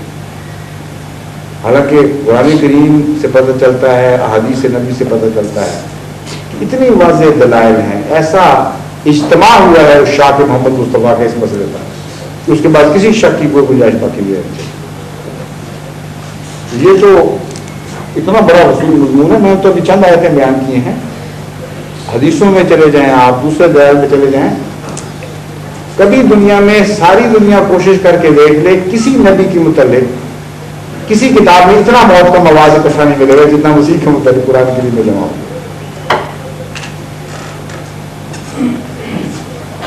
اچھا وقت تو ہو گیا ایک، لیکن اگر کوئی اور دوست کوئی ضروری سوال کرنا چاہیں تو چند منٹ اور بھی بیٹھ جاتے ہیں.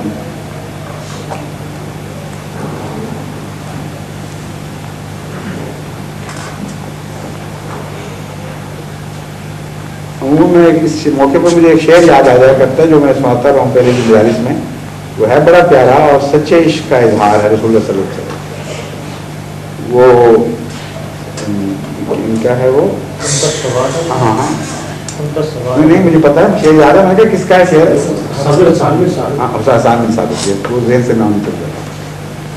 حضرت حسان بن ثابت رضی اللہ تعالیٰ عنہ نے حضرت صلی اللہ علیہ وسلم کی مثال پر ایک شعر کہا ہے اور وہی شعر ہمارا مذہب ہے. اگر کسی اور کا مذہب نہیں تو اس کی مرضی جو چاہے کرے، لیکن یہی صحابہ کا مذہب تھا، یہی وہ روح تھی جو ہر صحابی کے دل میں تھی. آپ نے مخاطبوں کو عرض کیا كنت السواد لغازری وعمر علی الناظر من شاء بعدك فليكن فعليك كنت وعد. کہ اے محمد میری آنکھ کی پتری تو تھا. دنیا سمجھتی تھی کہ میں کسی اور چیز سے دیکھتا ہوں یا نہیں دیکھتا. بات آخری عمر میں تعلق بندے بھی ہو گئے. تو جنہوں نے مجھے روشنی کی حالت میں دیکھا نہ ان کو یہ مسئلہ سمجھ آیا، جنہوں نے مجھے اندھا حالت میں دیکھا نہ ان کو سمجھ آیا کہ میرا نور تو محمد مصطفیٰ تھے اور میں اس نور سے دیکھا کرتا. آج محمد مصطفیٰ کی وفات سے مانتا ہوں، اس سے پہلے اللہ نہیں تھا. من شاء بعدک فلیکن، اے میرے معشوق، اے میرے محبوب، اب تیرے بعد جو چاہے مرتا پھر مجھے کوئی پرواہ نہیں. فعلیک کنت وعد، میری جان تو تیرے ساتھ اس غم میں دھڑکتی تھی تو نہ فوت ہو جائے. تو فوت ہو گیا تو کیا پرواہ ہے؟ کوئی ادرا آدمی ایرا ویرا جو بھی ہے فوت ہوتا پھر مجھے کوئی پرواہ نہیں. یہ مذہب ہے محمد مصطفیٰ صلی اللہ علیہ وسلم اور آپ کے ارشاد کا. آج ہمیں یہ مذہب بتا رہا ہے، مولوی کہتے ہیں ورنہ تم واجب القتل ہو، کہ یہ مذہب رکھو کہ اے عیسیٰ تو ہماری آنکھ کی پتلی ہے، تجھ سے ہم دیکھتے ہیں، جب تک تو زندہ رہے گا ہمارا نور بصیرت ذات باقی رہے گا. اگر تو مر گیا تو ہمیں کوئی پرواہ نہیں، پھر کوئی اور مرتا پھر. یہ مذہب بنا دیا.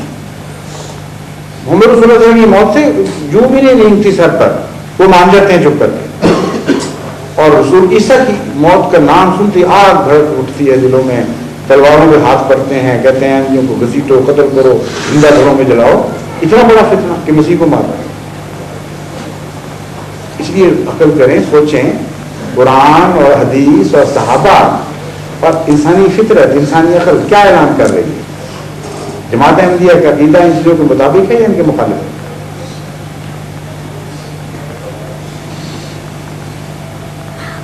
اور کوئی دوست کچھ پوچھنا چاہیں گے یا بس جیت ہوئی؟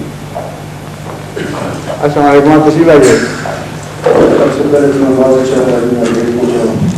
نہیں مجھے تو بڑی خوشی آپ کو جو مودی صاحبان کے پمفلٹوں میں یہ سنا ہے کہ مرزا صاحب کو حضرت محمد رسول اللہ صلی اللہ علیہ وسلم کے بعد مطلب آخری نبی کہا جاتا ہے. حالانکہ آپ کو لیکن اس میں ایسی بات نہیں ہے. اس کی مطلب آپ تھوڑی سی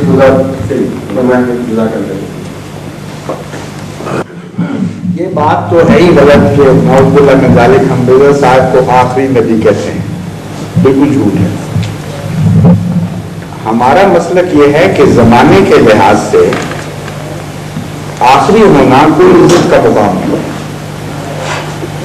یہ ہے بنیادی مسلک. اس پر غور ہو جائے پھر باقی بات ساری سمجھ آ جائے گی جماعت کی. ہم کہتے ہیں انسان کا اتفاقاً زمانے کے لحاظ سے بعد میں ہونا اور آخری ہونا کوئی فضیلت کی وجہ نہیں.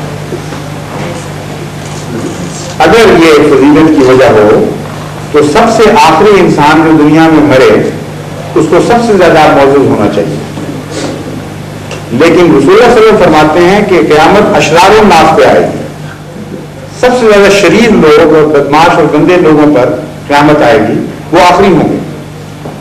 تو آخری اتفاقاً گندا بھی ہو سکتا ہے، اتفاقاً اچھا بھی ہو سکتا ہے، لیکن آخری ہونا فی ذاتے ہی کوئی خوبی کی بات نہیں ہے. کلاس سے ایک آخری لڑکا نکلتا ہے، اس میں کیا خوبی ہے؟ ہاں مضمون کے لحاظ سے آخری ہو جس کے بعد اور کوئی نہ آتا، مرتبے کے لحاظ سے آخری ہو، مقام کے لحاظ سے، تو یہ ایک ایسی شاندار فضیلت ہے جس کا کوئی دنیا میں معقول آدمی انکار نہیں کر سکتا. تو ہماری بحث یہ چلتی ہے دوسرے علماء سے. ہم کہتے ہیں کہ اگر یہ فضیلت کی مقام میں آخری ہیں حضرت صلی اللہ علیہ وسلم تو ہم 100% متفق ہیں حضور سے بعد کسی کا مقام ہی کوئی نہیں سوائے خدا کے. اللہ اور محمد مصطفیٰ صلی اللہ علیہ وسلم. اور انسانی مرتبے کے لحاظ سے اگر اونچائی کا تصور کریں تو سب سے آخر پر حضور اکرم صلی اللہ علیہ وسلم دکھائی دیں گے. اور اگر اولیت کو مرتبے کے لحاظ سے پہلے سمجھیں تو سب سے اول بھی حضرت صلی اللہ علیہ وسلم دکھائی دیں گے. چنانچہ اول اور آخر رسول اکرم صلی اللہ علیہ وسلم کے لیے جب قرآن میں یا حدیث میں استعمال ہوتا ہے تو مرتبے میں استعمال ہوتا ہے، نہ کہ زمانے میں. کیونکہ زمانے میں آپ اول نہیں تھے. اس کے باوجود رسول اللہ صلی اللہ علیہ وسلم فرماتے ہیں کہ ابھی آدم اپنی تخلیق کی مٹی میں کروٹیں بدل رہا تھا، میں اس وقت بھی خاتم النبی ہوں.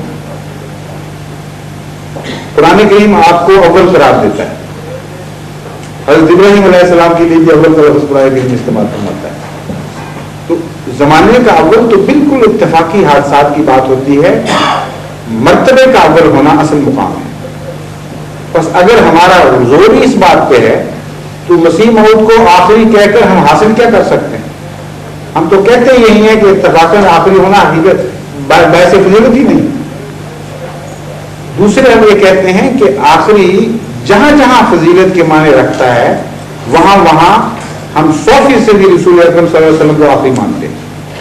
مثلا کتاب کا آخری ہونا ان معنوں میں کہ اس کے بعد کوئی شریعت نازل نہیں ہوئی. حرف آخر ہونا وسلم کہ آپ کا حکم قیامت تک نہیں ٹوٹے گا. آخری حرف آخر اس کو اردو میں کہتے ہیں لاسٹ ورڈ، انگریزی میں کہتے ہیں کہ جس کے بعد کوئی شخص کوئی اتھارٹی ایسی نہ آ سکے جو اس کے حکم کو تبدیل کر دے. تو اس کی شریعت آخر، اس کا حکم آخر، اس کی سنت آخر، اس کا دین آخر. ان سارے معنوں میں ہم حضرت صلی اللہ علیہ وسلم کو آخری نبی اور خاتم النبیین مانتے ہیں اور اس کے لیے اپنی درایت رکھتے ہیں. تو یہ جھوٹا الزام ہے ہم پر نعوذ باللہ من ذالک، بالکل جھوٹا الزام ہے کہ ہم حضرت صلی اللہ علیہ وسلم کو فضیلت کے مقام پر آخری نہیں مانتے. ہر عزت اور فضیلت کے مقام پر ہم حضرت صلی اللہ علیہ وسلم کو آخری مانتے ہیں. اور ان معنوں میں حضرت مسیح موعود علیہ السلام نے بار بار اپنے دعوے کی وضاحت فرمائی ہے. فرماتے ہیں کہ ہم نے جو کچھ پایا ہے اس سے پایا ہے، سب ہم نے اس سے پایا، شاہد ہے تو خدا. دوسرا وہ جس نے حق دکھایا وہ رہنما یہی، تو وہ مالکا یہی ہے کہ ہم نے تو سب محمد رسول اللہ صلی اللہ علیہ وسلم کے وسیلے سے پایا ہے. آیا خدا تو گواہ ہے اس بات کا کہ اپنی طرف سے ہم نہ کچھ لائے، نہ ہمیں کوئی فضیلت حاصل ہوئی، اور جس نے حق یعنی خدا دکھایا ہے وہ محبوب ازلی یہی محمد مصطفیٰ صلی اللہ علیہ وسلم. اور اسی مضمون کا شعر اسی وہ ہے اس نور پر فدا ہوں اس کا ہی میں ہوا، وہ ہے میں چیز کیا ہوں، بس فیصلہ یہ تھا جو میں ڈھونڈ رہا تھا. اس نور پر فدا ہوں اس کا ہی میں ہوں، میں تو محمد مصطفیٰ کے حسن ازل پر اس کے نور پر فدا ہو چکا ہوں اور اسی کا ہو گیا. وہ ہے میں چیز کیا ہوں، بس فیصلہ وہ یہ میں ہے ہی کچھ نہیں، میرا وجود ہی اس کے اندر مٹ چکا ہے کام کیا. یہ دعویٰ ہے جس کو نعوذ باللہ من ذالک گستاخی کا دعویٰ، برابر کی نبوت کا دعویٰ اور مقابلے کا دعویٰ بنا کر مسلمانوں کو اشتہار دلواتے ہیں مولوی، اور ان بیچاروں کو نہ اپنے دین کا پتہ نہ کسی اور کے دین کا پتہ. اصل بات تو یہ سنی کا اصل مطلب یہ ہے سنی سنا واقعہ یہی ہے. جو کہتے ہیں بولنے والے مجھے جانتے ہیں کہ ہم تو بس اتنے سنی ہیں کہ سنا ہوا ہے کچھ ہے بس، اور سنت والے سنی نہیں. تو اب ان کو کیا پتہ لگے گا کہ اصل دین ہے کیا، اسلام کیا ہے، ہم کیا کہتے ہیں، اپنا پتہ کوئی نہیں. ہم پر بھی انہوں نے کوئی بھی تحقیق نہیں کی، مولویوں سے سن لیتے مان لیتے ہیں. خاتم کا معنی جو اصل لفظ ہے قرآن کریم میں، اس کا معنی جماعت احمدیہ مختلف طریقے پر پرکھتی ہے، بتاتی ہے ان کو، اور یہ دعویٰ کرتی ہے کہ خاتم کے ہر معنی پر جو ثابت شدہ ہے ہم یقین رکھتے ہیں اور آپ نہیں رکھتے. یہ مقابلہ کر رہے ہیں ہم تو مولویوں سے، وہ ہماری بات آپ تک پہنچنے نہیں دیتے. پاکستان گورنمنٹ نے ساری کتابیں ضبط کر لی ہیں، حضرت مسیح علیہ السلام کی بھی، اور اس مضمون پر جو بھی کچھ لکھا جاتا ہے وہ ضبط کر دیتے ہیں. اگر ہماری بات بولی تھی، جھوٹی تھی، کھوکھلی تھی، تو حکومت کو اپنے خرچ پر ہماری باتیں لوگوں تک پہنچانی چاہیے تھی. وہ روکے کو ڈالیں، ڈرتے ہیں، پتہ ہے کہ یہ بات پہنچی تو لوگ مان جائیں گے. ہم یہ کہتے ہیں، میں تو ایک دفعہ ایک مولوی صاحب تشریف لائے میرے پاس، ایک دفعہ ایسا ہوا، مگر ایک بتاتا ہوں. ان سے میں نے کہا میں تو آپ سے صرف اس شرط، میں پرانی بات ہے، میں خلیفہ اس وقت نہیں تھا، ایک عام انسان تھا، عام طور پر ہوں، مگر یہ خدا تعالیٰ نے یہ مجھے ذمہ داری نہیں دی تھی. میں نے ان سے کہا کہ آپ مجھ سے ختم نبوت پہ بحث کرنے آئے ہیں، پہلے اصول طے کر لیں. کہتے کرو. میں نے کہا میں اس بات پر مناظرہ کروں گا کہ ختم نبوت پر میں کامل یقین رکھتا ہوں اور آپ نہیں رکھتے. وہ تو ہڑبڑا اٹھے کہ یہ الٹی بات، میں تو اس کو مجرم کرنے کے لیے آیا ہوں اور یہ مجھے کہہ رہا ہے کہ تم یہ مجرم کرنے کے لیے مجھے کہتے تم نہیں یقین رکھتے. کہتا یہ کہتے ہاں تو کرو مناظرہ.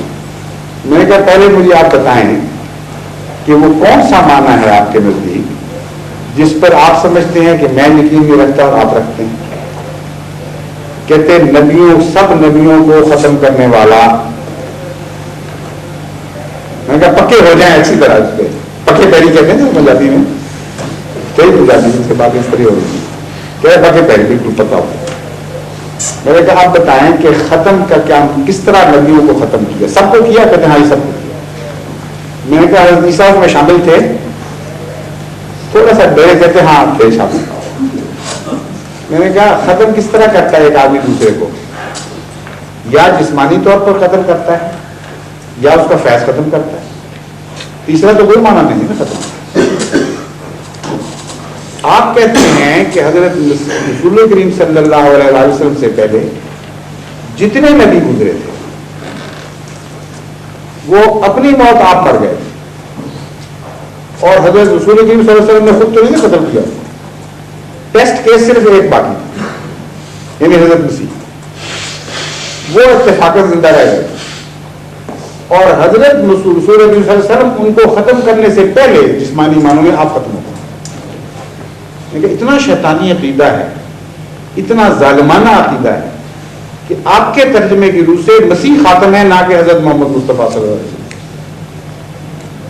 میں نے کہا آپ اب یہ سوچئے کہ آپ پہلے پیدا ہوئے ہیں، مسیح بھی پہلے پیدا ہوئے، آپ کا ایک بیٹا آپ کے سامنے پیدا ہوتا ہے، فوت ہو جاتا ہے، اور آپ اس کے 40 سال بعد فوت ہوتے ہیں، تو آپ بعد میں فوت ہوئے ہیں یا وہ بعد میں فوت ہوا ہے؟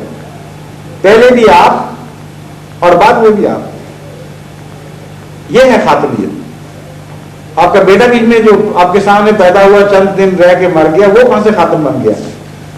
تو حضرت رسول کریم صلی اللہ علیہ وسلم کے متعلق آپ کا یہ گستاخانہ عقیدہ ہے کہ نام ان کا خاتم تھا لیکن تھے مسیح خاتم، کیونکہ ایک ہی مسیح، ایک وقت میں یہ دو نبی زندہ تھے، ایک ختم ہو گیا جسمانی معنی جو لے رہے ہیں، اور دوسرا ختم نہیں ہوا، کچھ بات جاری رہا، وہ بہت بعد میں جا کے ختم ہو گیا۔ تو خاتم وہ ہوا جس نے اپنی آنکھوں کے سامنے کسی کو باتیں دیکھ لیا، نہ کہ وہ جو پہلے مر گیا۔ دوسرا معنی ہے فیض کا، فیض بند کر دیا۔ میں نے کہا آپ بتائیے کہ جب امت محمدیہ صلی اللہ علیہ وسلم موت کے کنارے پہ پہنچ جائے گی، جانکنی کی حالت میں ہوگی، جب اس کے بچنے نہ بچنے کی باتیں ہو رہی ہوں گی، اس وقت کون آ کے بچائے گا اس کو؟ مسیح آسمان سے آئے گا اور بچائے گا کہ نہیں؟ کہتے ہاں۔ میں نے کہا فیض کیا ختم ہوا؟ اس نے تو فیض جاری کر دیا اپنا امت محمدیہ۔ محمد مصطفیٰ صلی اللہ علیہ وسلم کی امت اس کی زیر احسان آ گئی، اگر نہ وہ بچاتا تو امت ختم تھی۔ تو محسن اعظم کون ہوا، فیض رساں کون ہوا، اور کس نے فیض قبول کیا؟ جس کی امت کو بچانے والا باہر سے آیا، وہ تو ہمیشہ کے لیے اس کے زیر احسان آ گیا۔ اتنا ظلم، بجائے اس کے کہ فیض ختم کرتے، اس کے فیض کے نیچے آپ آگے نعوذ باللہ ملا۔ اب بتائیے آپ خاتم مانتے ہیں یا میں خاتم مانتا ہوں؟ کہتے نہیں اس کا تو ایک اور مطلب یہ، وہ مطلب ذرا سنیں کیسا عجیب ہے۔ کہتے ہیں بعض دفعہ ایک ذلیل سے آدمی سے بھی فائدہ اٹھا لیتے ہیں لوگ، اس پر احسان کرتے ہیں، بادشاہ کسی سے خدمت قبول کر لیتے ہیں اور ان کا احسان ہوتا ہے۔ تو حضرت محمد مصطفیٰ صلی اللہ علیہ وسلم تو بادشاہ ہیں، مسیح سے خدمت قبول کر لی، اس پر احسان کرتے ہوئے۔ میں نے کہا مولوی صاحب یہ فرضی باتوں سے بات نہیں بنے گی، ذرا غور سے سوچیں اس مضمون کو۔ پھر ایک بادشاہ خواہ کتنا عظیم شان بادشاہ ہو، اگر وہ بھوکا مر رہا ہو کسی شکار میں، کسی جگہ گم کر، تو کوئی ادنا سے ادنا آدمی روٹی کا ایک ٹکڑا دے کر اس کی جان بچاتا ہے تو وہ محسن بن جاتا ہے، اور ہمیشہ کے لیے وہ بادشاہ اس پہ ممنون احسان ہوتا ہے، کہتا ہے جو مانگو میں دیتا ہوں۔ میری بات کہتے ہیں کہانیوں میں آدھی سلطنت میں شریک کر لیتا ہوں۔ وقت پڑے پر جو خدمت کرتا ہے وہ وہاں خدمت لینے والا زیر احسان ہوتا ہے، نہ کہ خدمت کرنے والا۔ وہ خدمت اور ہے کہ بادشاہوں کے خزانے بھرے ہوئے ہیں، آپ ایک سبز پتہ بھی لے کے چلے جائیں تو بادشاہ قبول کرتا ہے، یہ تو نہیں کہ اس کا فائدہ پہنچا ہے، وہ احسان کے طور پر خدمت قبول کرتا ہے۔ آپ یہ مضمون نہیں بیان کر رہے ہیں، آپ یہ ایمان رکھتے ہیں کہ اگر مسیح نازل نہ ہو تو امت محمدیہ ختم ہو جائے گی، ہلاک ہو جائے گی، اور اس کو بچانے والا امت میں سے ایک بھی شخص نہیں ہے۔ مہدی آ چکا ہے پھر بھی نہیں بچی، پھر بھی مسیح کی ضرورت ہے، اور جب تک وہ غیر قوم کا نبی نہ آئے اس وقت تک یہ امت بچتی نہیں۔ آپ کہتے ہیں یہ احسان ہوگا، اس پر احسان ہوگا۔ یہ تو بالکل ویسی بات ہے جیسے ہمارے قادیان میں ایک ہوتا تھا پاگل بیچارہ، اس کو ایک شخص مار رہا تھا۔ تو میرے ایک کزن ہیں میاں منصور احمد صاحب، وہ آج کل ربا میں امیر ہے میرے پیچھے، وہ انہوں نے دیکھا، اس نے آدمی کو پکڑ کے دھکا دے کے پیچھے کیا، اور مضبوط تھے، وہ فٹ بالر بھی تھے، بڑے اچھے پہلوان آدمی تھے۔ میں نے کہا پاگل ہو گیا تم کہ یہ اس کو مارے غریب پاگل کو؟ تو یہ پاگل میاں بولے کہ نہ نہ نہ اوپر سے مجھے پڑھ رہی تھی, اندر سے اس کو پڑھ رہی تھی. حقیقت یہ ہے کہ ان کو یہ بھی نہیں پتا لگا رہا کہ پڑھ کس کو رہی ہیں. یہ جو عقیدہ ہے یہ امت محمدیہ کو ہمیشہ کے لیے ذلیل و رسوا کرنے والا عقیدہ ہے. اور خاتم مسیح کو مانتا ہے جس کا آخری فیض دنیا نے دیا. اب زمانے کے لحاظ سے بھی دیکھیں, کوئی مورخ اس کے بعد اگر مسیح آ گیا, وہ پرانا مسیح آ گیا, تو کوئی مورخ کیا لکھے گا کہ آخری رسول جس نے بنی نوع انسان کو عظیم الشان فیض پہنچایا تھا وہ کون تھا؟ مسیح ابن مریم. وہ آیا اور امت کے دن پھرے اور امت محمدیہ کو مغلوب کر غالب کر گیا ساری دنیا پر, اس کو غلبہ عظیم عطا کر دیا. اس لیے خاتم تو پھر وہی بنتے ہیں. میں نے کہا یہ ان دو معنوں میں ختم کر دیا. آپ بتائیے آپ کے کون ہے؟ ہم کہتے ہیں حضرت مسیح لازماً مر چکے تھے اور ہر نبی مر چکا تھا رسول اللہ صلی اللہ علیہ وسلم کی بعثت کے بعد, اس لیے آپ خاتم کل تھے. نمبر 2, ہم مانتے ہیں کہ ہر نبی کا فیض بھی ختم ہو چکا تھا, صرف ایک نبی کا فیض جاری تھا جو محمد مصطفیٰ صلی اللہ علیہ وسلم کا فیض تھا.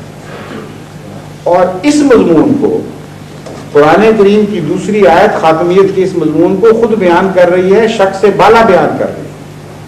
اس کے بعد آپ کے پاس کیا بات رہ جاتی ہے ہم پر الزام رکھنے, وہ ہے من یطع اللہ والرسول فاولئک مع الذین انعم اللہ علیہم من النبیین والصدیقین والشہداء والصالحین وحسن اولئک رفیقا. یہ ختم نبوت کا اعلان کرنے والے جو مولوی ہیں یہ آیت بتاتے ہی نہیں آپ کو, یہ چھپا کے رکھ لیتے ہیں. ان کو پتا ہے کہ یہ سامنے آئی تو ختم نبوت کا مضمون کھول جائے گا, ہمارا سارا فریب دھوکہ ختم ہو جائے گا. اس آیت میں وہ اعلان ہے جو میں نے ابھی بیان کیا ہے. اس آیت کے مضمون سمجھنے سے پہلے ایک اور بات بھی سمجھنی, وہ بھی میں نے مولوی صاحب سے کی اور ہمیشہ کرتا ہوں, کہ خاتم تو اگر اسم فاعل کے طور پر لیں دوسروں کو ختم کرنے والا, تو خودکشی کرنے والا تو نہیں نہ بنے گا. اس سے تمام نبیوں کو ختم کرنے والا اگر اپنے آپ کو بھی ختم کر لے تو پھر تو قصہ ہی ختم ہو گیا, پھر تو تعریف کی بات ہی نہ رہی. قاتل دوسرے کو مقتول بناتا ہے, ظالم دوسرے کو مظلوم بناتا ہے, مارنے والا دوسرے کو مارتا ہے. جو اپنے کو مارنے لگ جائے وہ تو پھر پاگل پن کا مضمون شروع ہو جاتا ہے, وہ تو تعریف کا مضمون ہی نہیں رہتا. وہ آیت جو میں نے اب پڑھی ہے اس میں وہ جواب ہے. وہ آیت بیان فرماتی ہے من یطع اللہ والرسول, جو کوئی بھی اللہ کی اور اس رسول یعنی محمد مصطفیٰ کی اطاعت کرے گا.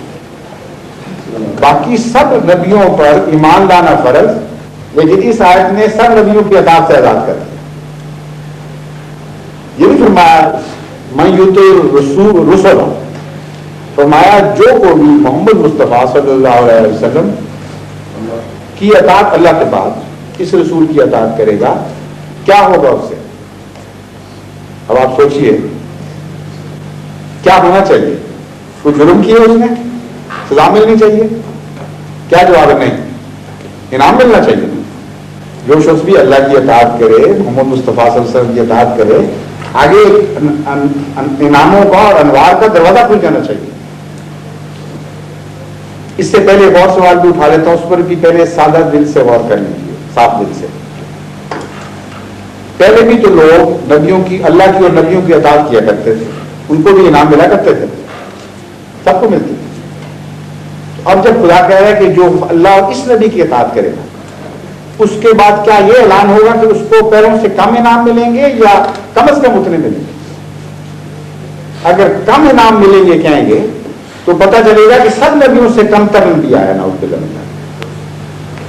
پہلے تمام نبیوں کی پیروی, خدا کی پیروی کے بعد ہر قسم کے انعامات کا وارث کر دیتی تھی, مگر قرآن یہ اعلان کر رہا ہے اس نبی کی پیروی سارے انعام نہیں دے گی, کچھ رکھ لے گی اور کچھ دے گی. تو کیا ثابت ہوگا؟ اعلیٰ نبی آیا یا نعوذ باللہ من ذالک کم تر نبی آیا؟ اب دیکھیے یہ آیت کا اعلان کرتی ہے, پھر مضمون کھل جائے. فرماتا ہے اللہ تعالیٰ من یطع اللہ والرسول فاولئک مع الذین انعم اللہ. اب صرف یہی لوگ ہوں گے جن کو جو انعام پانے والوں میں شمار کیے جائیں. دوسروں کا فیض بند اس کا جاری, اور انعام پانے والے گروہ میں اب صرف یہی لوگ شمار ہوں گے جو محمد مصطفیٰ صلی اللہ علیہ وسلم کی پیروی کریں گے.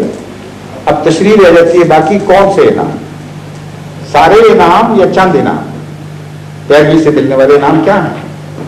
فرمایا من النبیین, نبیوں میں سے, والصدیقین اور صدیقوں میں سے, والشہداء اور شہیدوں میں سے, والصالحین اور صالحین میں سے, وحسن اولئک, یہ رفاقت ہے جو سب سے حسین رفاقت ہے. امت محمدیہ ایسے لوگوں میں شمار کی جائے جہاں نبوت کے انعام بھی مل رہے ہوں, صداقت کے بھی مل رہے ہوں, شہادت کے بھی مل رہے ہوں, ساری باتیں. یہ ہے شان. یہ اعلان کیا ہے صاحب. اور علماء کہتے ہیں نہیں, ان سے پوچھیں تو وہ کہیں گے یہ اعلان ہے کہ من یطع اللہ والرسول, جو شخص بھی اللہ اور اس رسول کی اطاعت کرے گا اسے وہ سارے انعام نہیں ملیں گے جو پہلے نبیوں کی اطاعت سے ملا کرتے تھے. پہلے نبیوں کی اطاعت سے نبوت مل جایا کرتی تھی, اس نبی کی اطاعت کی فہرست سے ہم نے نبوت کاٹ دی ہے. صرف صدیق, شہید اور صالح بنانے والا نبی آیا اور اس کی امت میں اب کبھی نبوت پیدا نہیں ہوگی. یہ اعلان کہتے ہیں. اگر یہ اعلان سچا ہے تو پھر مرتبہ اونچا ہو گیا یا کم ہو گیا؟ پہلے نبی گر نبی آتے رہے, اب صرف کم تر درجہ دینے والا نبی آئے. نعوذ باللہ, اتنا گستاخانہ تصور ہے. اور قرآن کی آیت اس قدر کو جھٹلا رہی ہے. اگر امتی نبی بھی کم تھے, یہ ہے مسئلہ صرف, تو جہاں امتیوں کا ذکر کیا وہاں سب سے پہلے سر فہرست نبیوں کا ذکر کیوں کر دیا؟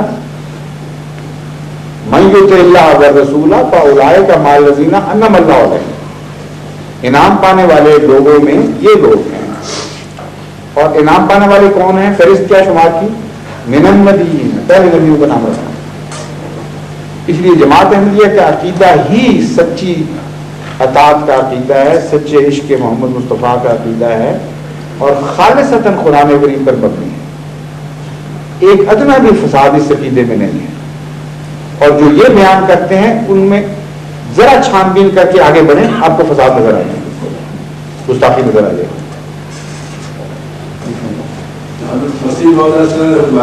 غیرت کی جا ہے عیسیٰ غیرت کی جا ہے عیسیٰ زندہ ہو آسمان, مضمون اور زمین میں شاہ جہاں ہمارا. یہ ہشام کا شعر ہے نہیں ہے, دو باتیں غلط ہو گئی. ایک تو شعر غلط پڑا, دوسرے مسیح شام کا ہے ہی نہیں. اور دوستوں ساتھ سے پوچھیں, ان کو بڑا اچھا لگتا ہے, وہ بار بار پڑا کرتے ہیں. اور وہ تو میں پہلے بیان بھی کر چکا تھا. اچھا میرا خیال ہے آپ نماز میں دیر ہو رہی ہے, 1:30 بج گیا ہے.